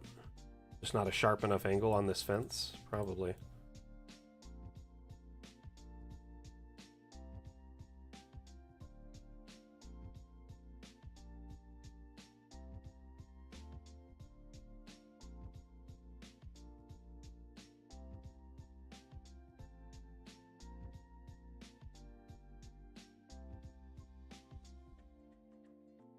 Like this, it meets up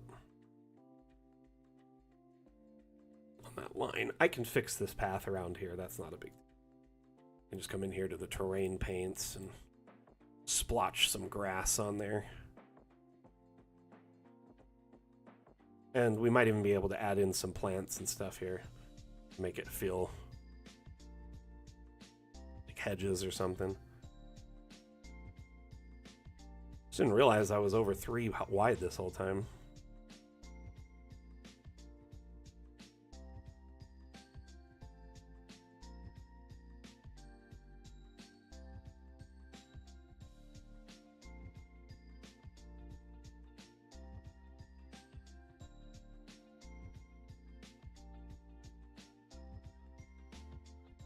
Okay.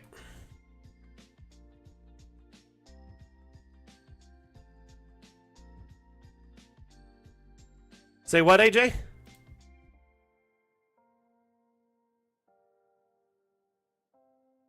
Oh, nice. That's really cool. So they ended up, taking the path of resistance. Womp womp.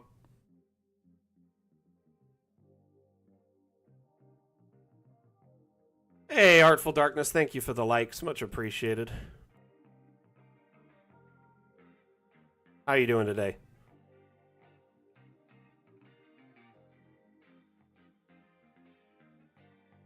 By the way, everyone, I'm holding shift when I place the object. That's how it automatically duplicates said object, so I don't have to spend time selecting it every single time or duplicating it off the plus sign. You only really need to do it off the first one, and then after that, as long as you're holding shift, it will automatically create a duplicate.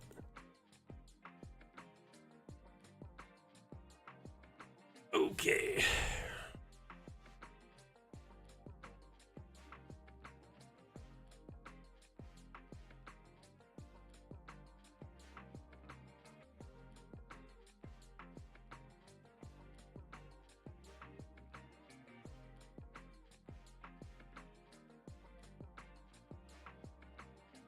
Technically, you could do that, run amok. You would just want to use the green screen biome to create your building tiles. And then you just save them as individual images and then put them into your map as like an abstract or something like that.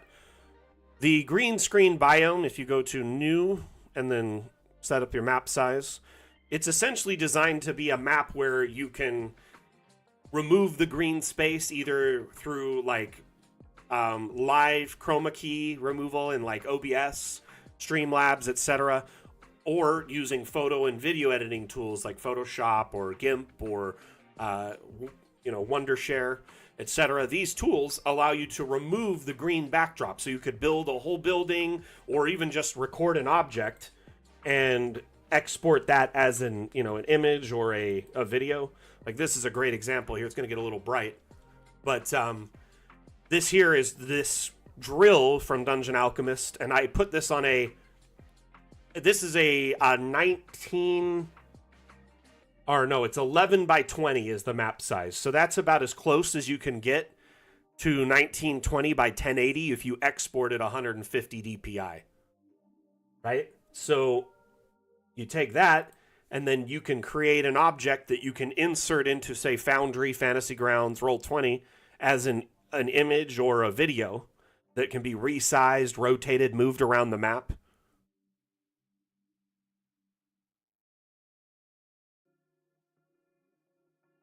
Object grouping, I haven't seen an example of it from the devs yet, so I'm a little worried it might not make this update, but I do know that prefabs, i.e. Variants, will be something that they're likely implement in the next update. Variant creation will allow you to put a bunch of objects together, save them as a group, or a stamp, if you will, and then move that group of objects around the map or between maps. Even share it on the workshop with community members.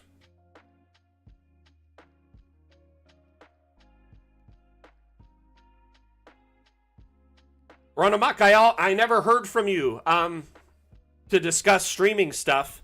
By the way, I hope you didn't feel like I was shooing you away. I just feel like that's the best place to do it so I can give you personalized advice to your channel.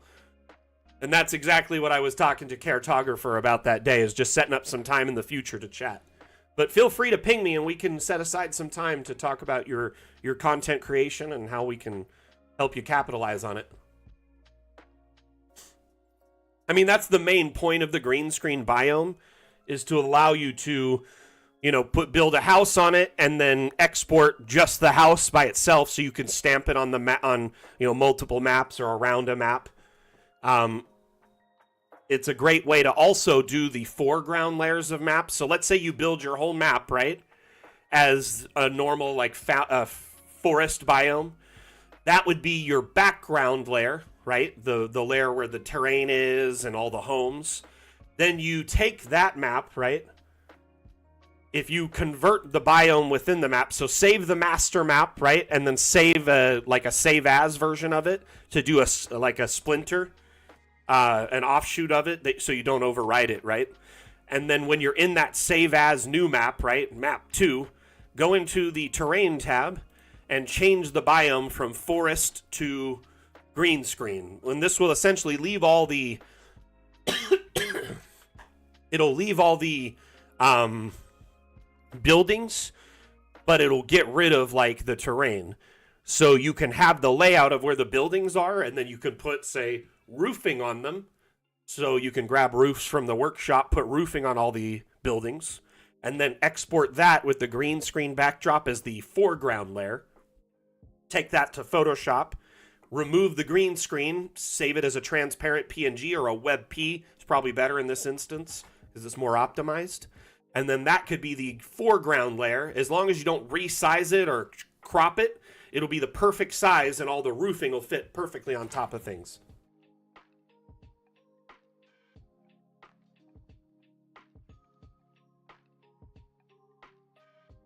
Yeah, basically I'm either constantly looking at community maps or building my own or testing dev builds or, pushing DA to its limits. And I mean, to be honest with you, I also have 3 years of experience. So I have a reasonable amount of, work time with Dungeon Alchemist, to say the least. I think I'm going to do it every 4 on this side. No, we'll do 5. Then it'll be kind of centered on the opposite side, right?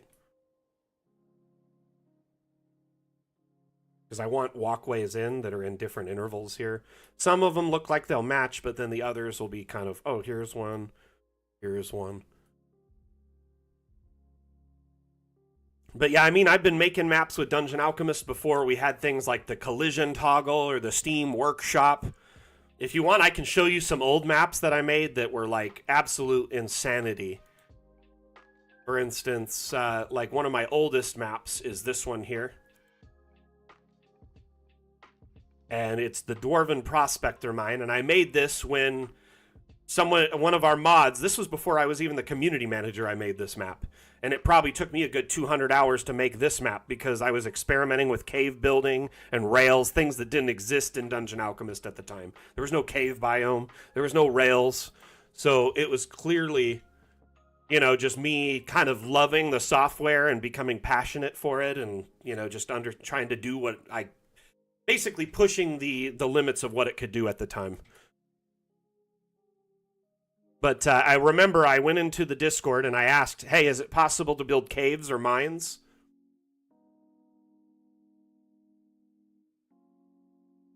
Hey, Dace Niemand. Dace Niemand? Did I say that correctly? Greetings from Germany.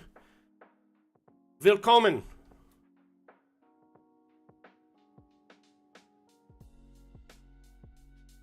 1,400 hours? Wow.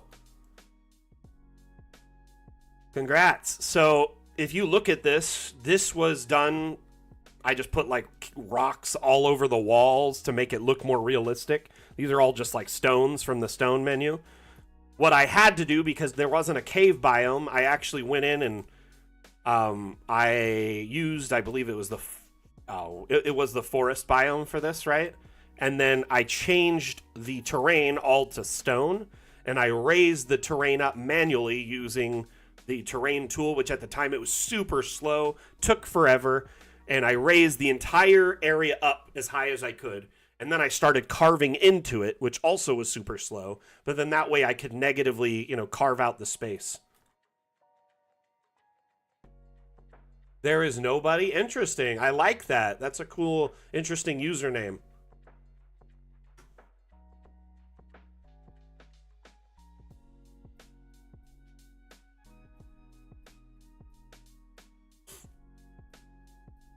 But anyway, like the rails here, check this out. This is just hammers. Lots and lots of hammers. I lost a bit of my sanity when I was making this. But as you can see, they're not really perfect, and I kind of had to bend things around, and where the lines wouldn't match up, I got creative with, like, you know, dirt and mushrooms and plants and stuff. Transporting belts. What do you mean by that? Like something like a rail and things follow the rail like an animation?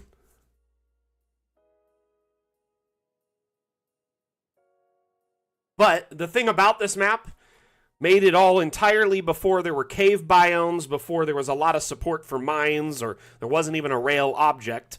And verticality, multi-level stuff like that was very unseen at the time.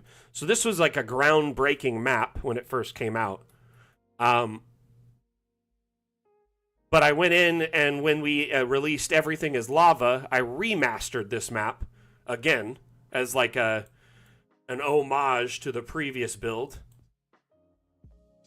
And the second map is just even better than the first because now there are more things to work with that aesthetic, i.e. a cave biome, lava, rails, all sorts of stuff. So is it Deist Niemand? Deist Niemand? Just trying to make sure I pronounce that right.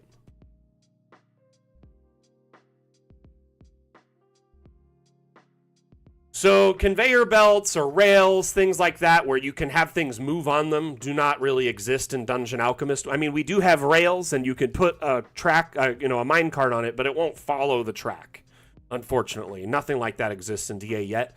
Though you could import your own custom animated asset, like a track with something on it that loops around. In fact, like SAC made a map that was like an It's a Small World type, ride. And it had like a canoe that perfectly went through on a track that he built the whole map around. So it's possible to do that using the asset importer. If you have any 3D sculpting or animation skills, you can bring in something of your own. But it would take a lot of work to get right. At Lamapicha.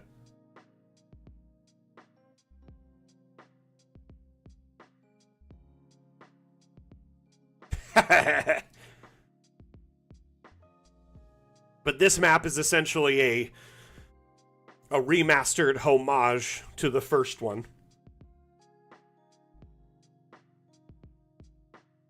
Great minds think alike there, Atlam. But it's essentially more of the same, but just better. Was able to add in all these cool new features like lava, and then the cave actually creates line of sight when generated and exported for, say, Foundry. So these areas here all are line of sight markers. Oh, nice. That's very cool. Hey, welcome back, Rev. How was the meeting? Did my guidance help, brother?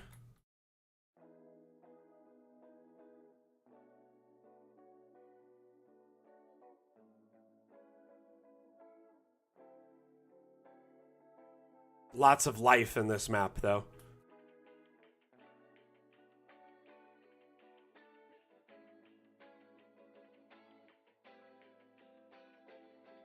Also lots of death. And here is a red dragon's lair hidden deep within the mountain's core.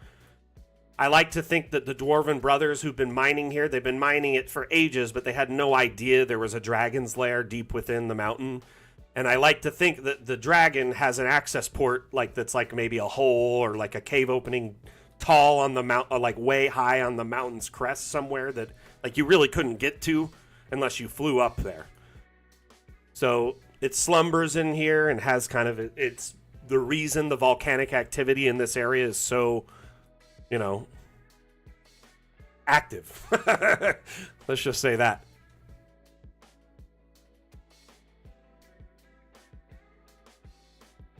Powerful Darkness, thank you for sharing the live. Much appreciated. But these Dwarven brothers, there's 7 Dwarven brothers, and they've been mining this claim their family has for, generations. Started, as just this little point, and they've been going in slowly, and it was just had natural caves and formations. But there was rumors that, generations ago, kings of old were buried in these tombs, and then they hid away their tombs using magic and explosions and, kind of made sure no one could find them.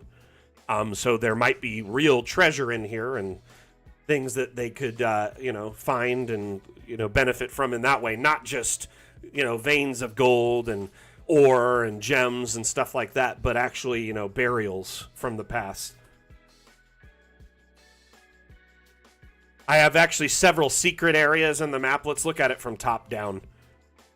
So you have a tomb here that's kind of a smaller tomb. You have a large tomb here. And I've kind of scripted out areas where they can find this through certain interactions. There are several encounters, like mini bosses, like a spider lair.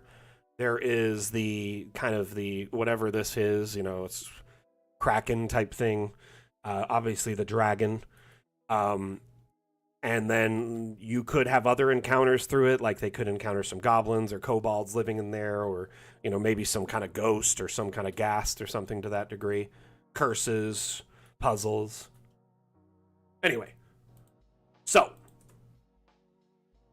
this map, quite extensive, very detailed. It's on the workshop if anyone wants it. It's called the Dwarven Prospectors of Mine. Like here, though, I kind of set this up that there is a crack through this if they do an investigation or like after they defeat this boss, if their passive perception or investigation's high enough, or if they do an investigation or perception check in this area, they'll hear they'll feel, if it's investigation, they'll feel a wind current in the area while they're investigating it. If it's passive perception or perception's high enough, they'll feel the wind current. Like they'll hear it. Instead. So basically they could hear the wind like whistling in the area and wondering what it is or whatever. And so they could either, demolish and dig through this area with like a drill or by hand or use a spell to get through, any number of reasons, right? And then they could find the secret catacombs behind here with this burial grounds, which has a whole encounter because it's cursed. Notice the statues and the bones here. Someone tried to rob the grave a long time ago and failed. So some animated armor.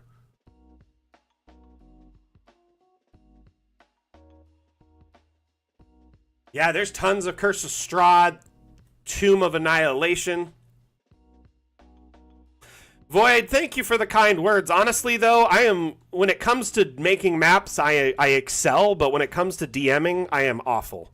So I really I think the problem is I really have an idea of where I want things to go for my story in my mind. And I don't really, I don't like railroading my players, but I have an overall overarching plan and story. And I want that to happen and be accomplished because I've planned so many maps and narrative for them, right? But then the problem is your players tend to have the mind of their own and do their own thing. And I don't have a problem with that. But then a lot of my maps never see the light of day. A lot of my storytelling plans and NPCs and arcs for their characters never see the light of day because of that. You know what I mean? I do think sometimes a little bit of railroading is necessary to guide the story along the preparation you've done because you don't want it to go to waste. Ultimately, though, another thing is I prefer playing over DMing.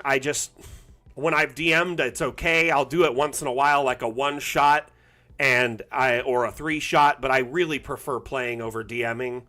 I love being in the world more than I love crafting it. Even though I really enjoy crafting a world, at the end of the day, when I DM, I'm jealous of the players a little bit. You know what I mean? But a lot of times I make maps just for fun, for a cathartic experience, to experiment and learn. But at the same time, when I'm in these maps, I'm planning out a story, encounters, interactions, things they can find. Like on this map, there's a bunch of hidden bodies. Well, bodies, some are hidden and some are in plain sight.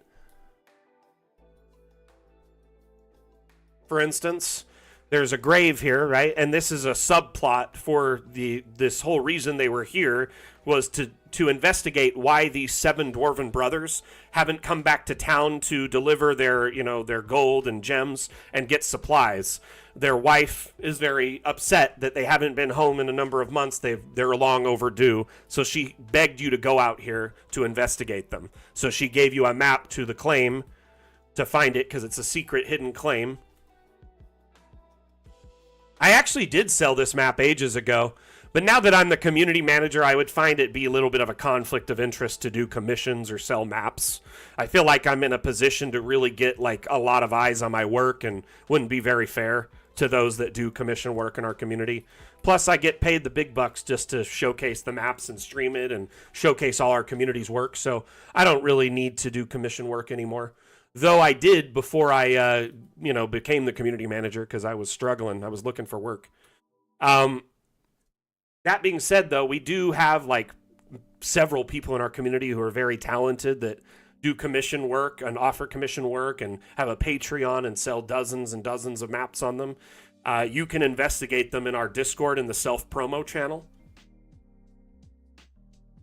We have an official Discord that you can find on our website, or unfortunately I can't share links in TikTok, or I drop it like right there for you. But on our main page is a link to our website, and on there is our Discord. Sorry about that. It's also just discord.gg/Dungeon Alchemist.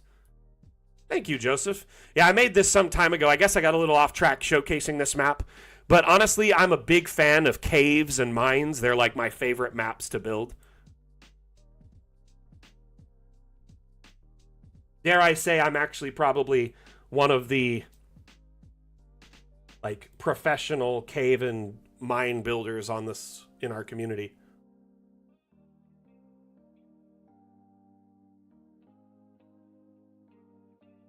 Nice. She likes the Fey Plane. Yeah, the Fey Plane is nice. It's very fun. I really enjoy it.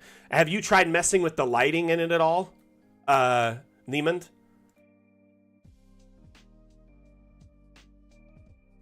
Like, you can change the light filter to, like, purple, for instance, or change the water to, like, the gold water. It looks so good, especially in the Fey Plane. Fey crystal caves are really fun.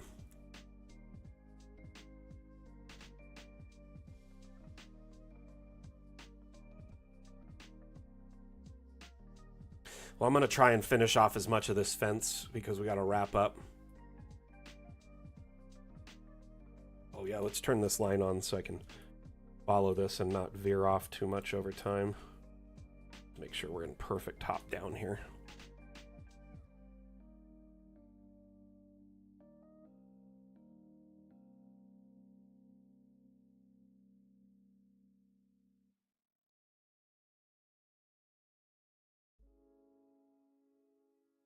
Oh, Mondu, are you just super eager for the next update? I'm sure a lot of you are like itching to get the next update so you can start building multi-level and building into like underground structures simultaneously with above ground. You know, have like a cellar or a basement or a secret underground area where like a cult, you know, maybe gathers or stuff like that. It'd be very cool. Here, let me show you a clip that really demonstrates that.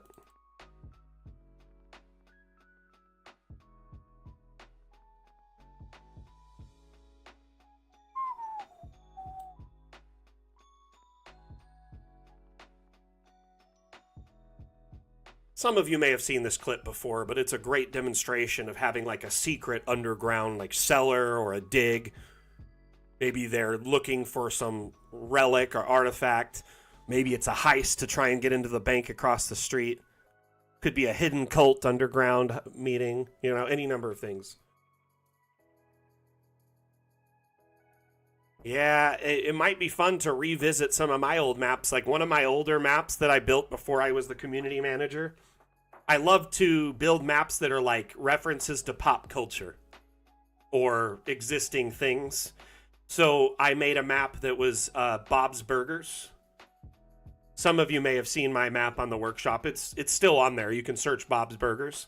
But I built all 3 floors on one map as separate floors, is like a separate building. So it's like the basement, the top, the middle, the ground like floor of the restaurant, and then the top floor, all just next to each other. But in the future, I'll be able to do them all in one map, which is going to be epic. I'm really excited for that.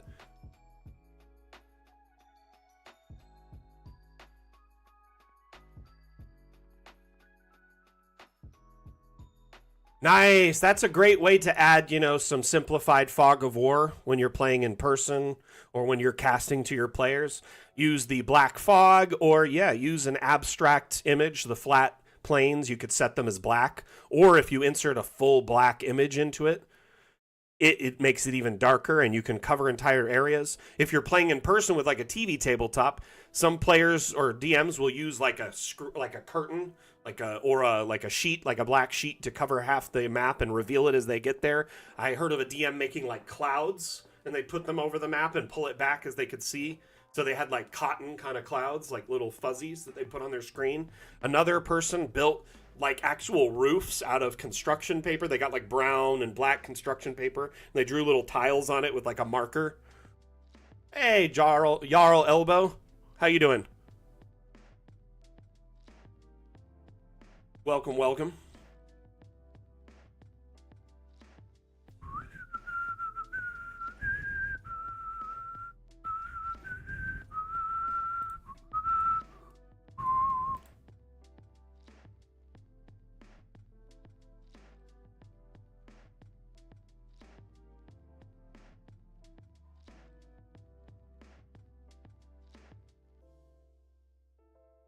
You're doing pretty damn good.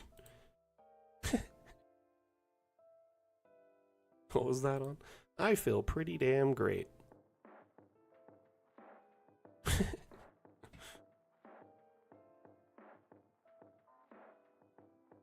Yep, we've actually passed the 2-hour mark. We should be wrapping up here pretty soon. I just kind of wanted to get to a solid point in my building. Problem with the cloud fog effect, right? Or the black smoke. This works, but it's such a resource hog, right? And it starts taking up tons of processing power. So unless you have like a really powerful computer or you're using this in very selected areas, it becomes problematic.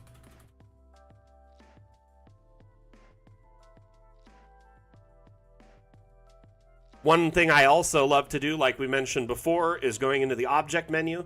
You go to this abstract menu. These green objects, these are customizable. Sorry, the other ones are ones I downloaded from the workshop labeled as abstract. But these you can place on your map, right? They snap into place. If you have collisions disabled, you can resize them pretty much infinitely. And you can just change it to, you know, a black or a white pretty simply. Or you can insert a custom image into them.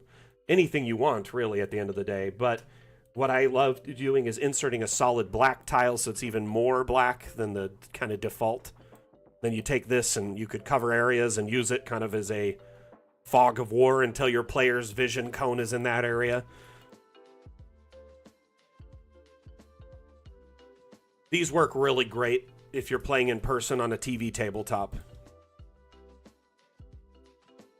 You can also insert custom images of all kinds into these, so maybe you wanted a magic circle on your map, or you know, graffiti, or maybe you wanted a measuring template for a spell.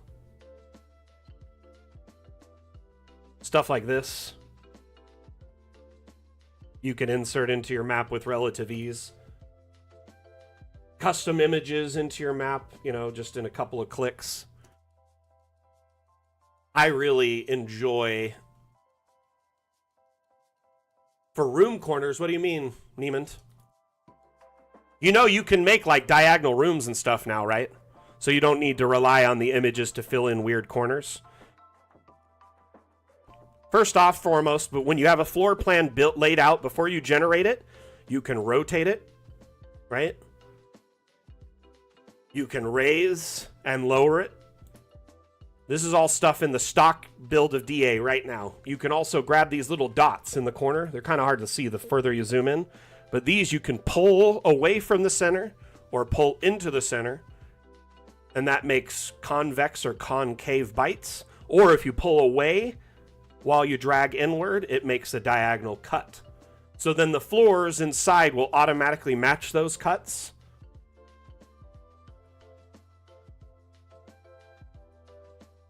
So no need for abstract diagonal flooring. Just it fits it perfectly. This is something that's been available since the Magic update. And anyone can do this. So it's actually kind of fun to really play around with. Yep, that's how you do diagonals, everyone. Also, it's a great way to insert custom like flooring and tiling into your rooms. So you can take a section of room, right? Like this. Well, looks like it's going to do something like this, but let's try generating it, see what happens. So it's like a whole other room there, right? So I could get rid of all the AI settings. Let's bite it in like this, do something weird. Probably should have done this when I was laying the floor, but I can just generate this now. And now it's like a weird kind of inter-tile piece. So you could do this while you're generating the room. It's kind of hard after. This one's like off axis. The entire map is off axis. I did this to make it more challenging. But you can make tile, like different tiles, so you could have white intermingled with black tile. So it looks like it's like custom laid tile.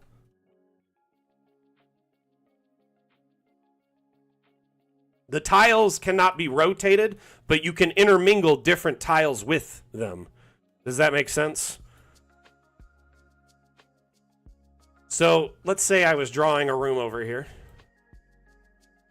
And then I generated, let's just do whatever. I'm just going to generate a floor, right?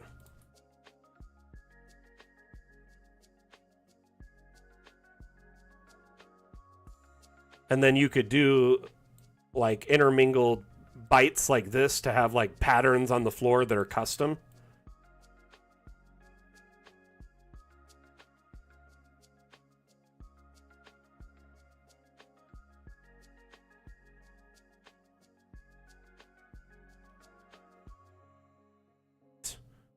I think I ruined it by not generating it first.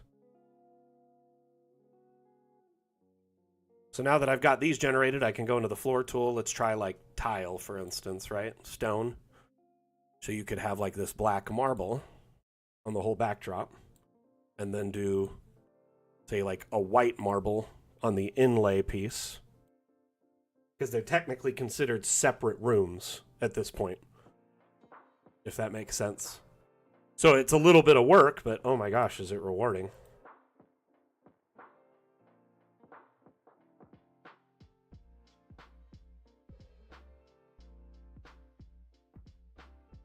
So this is how you could kind of make your own tile patterns. Mixing and matching different colors if you wanted. And this is just a really simple, I could have done a circle. I could expand off of this and have it go into these, tiles out here, and each one of them be different. As you're generating rooms, you have a lot more versatility. If that makes any sense. Anyway.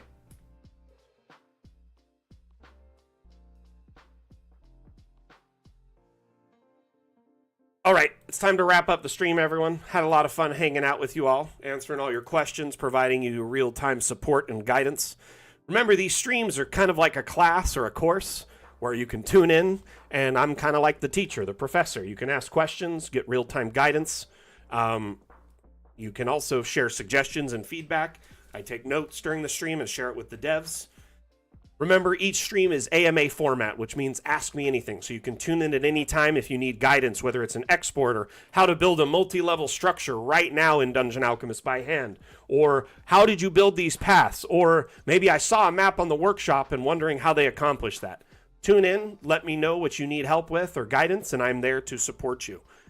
We offer 3 streams a week, every Monday, Mapmaker Monday from 9 a.m. to 11 a.m., Every Wednesday, we offer office hours. That's a Discord exclusive stream. So unlike our Monday and Saturday streams that are multi-streams to Twitch, Twitter, TikTok, Facebook, YouTube, and Steam, the alternate stream, Wednesday, office hours, is Discord exclusive.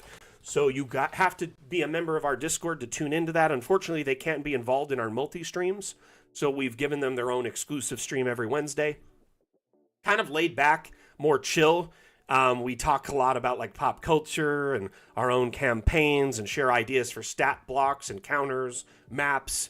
People will share the maps they're working on and we open them. We also look at maps on the workshop and kind of share those and showcase them in the stream, as well as 3D models shared on the workshop. That stream is very, very fun and chill, laid back. Think of it like if we had an actual physical office, like a corporate headquarters, where you could come in, meet the staff, get a tour, get real-time support and guidance, see what we're working on with teasers and stuff like that. Every Saturday we host a stream, but it's a different stream every other Saturday. It alternates. This upcoming Saturday is the Dam stream. The next Saturday is the Dam Challenge stream.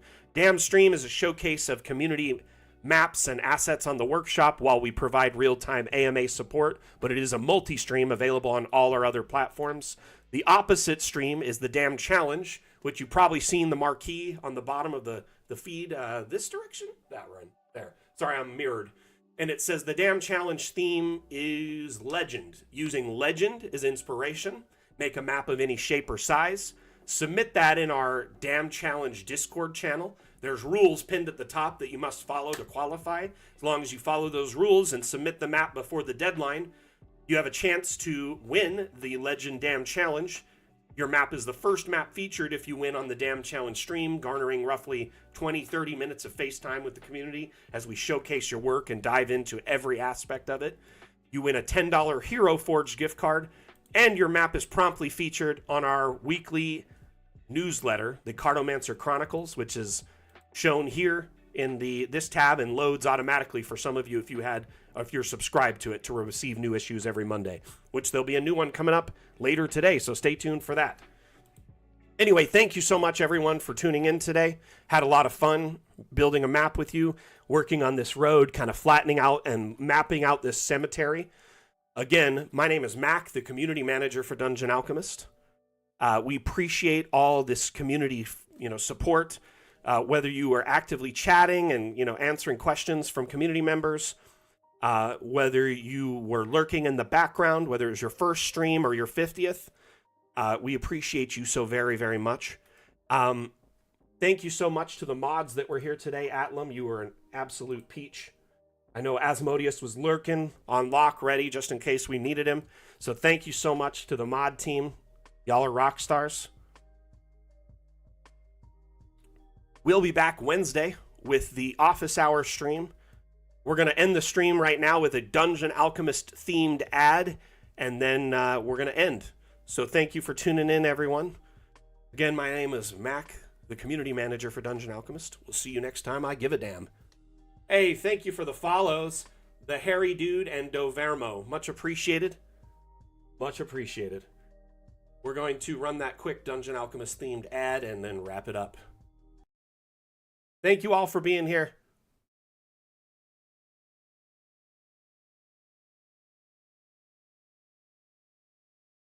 But can it handle curves? But can it handle curves? But can it handle curves? But can it handle curves? Dungeon Alchemist, the AI-powered map-making application for role-playing games, now comes with both round and diagonal walls. Create amazing professional maps for your players in seconds. Get it now on the Steam store.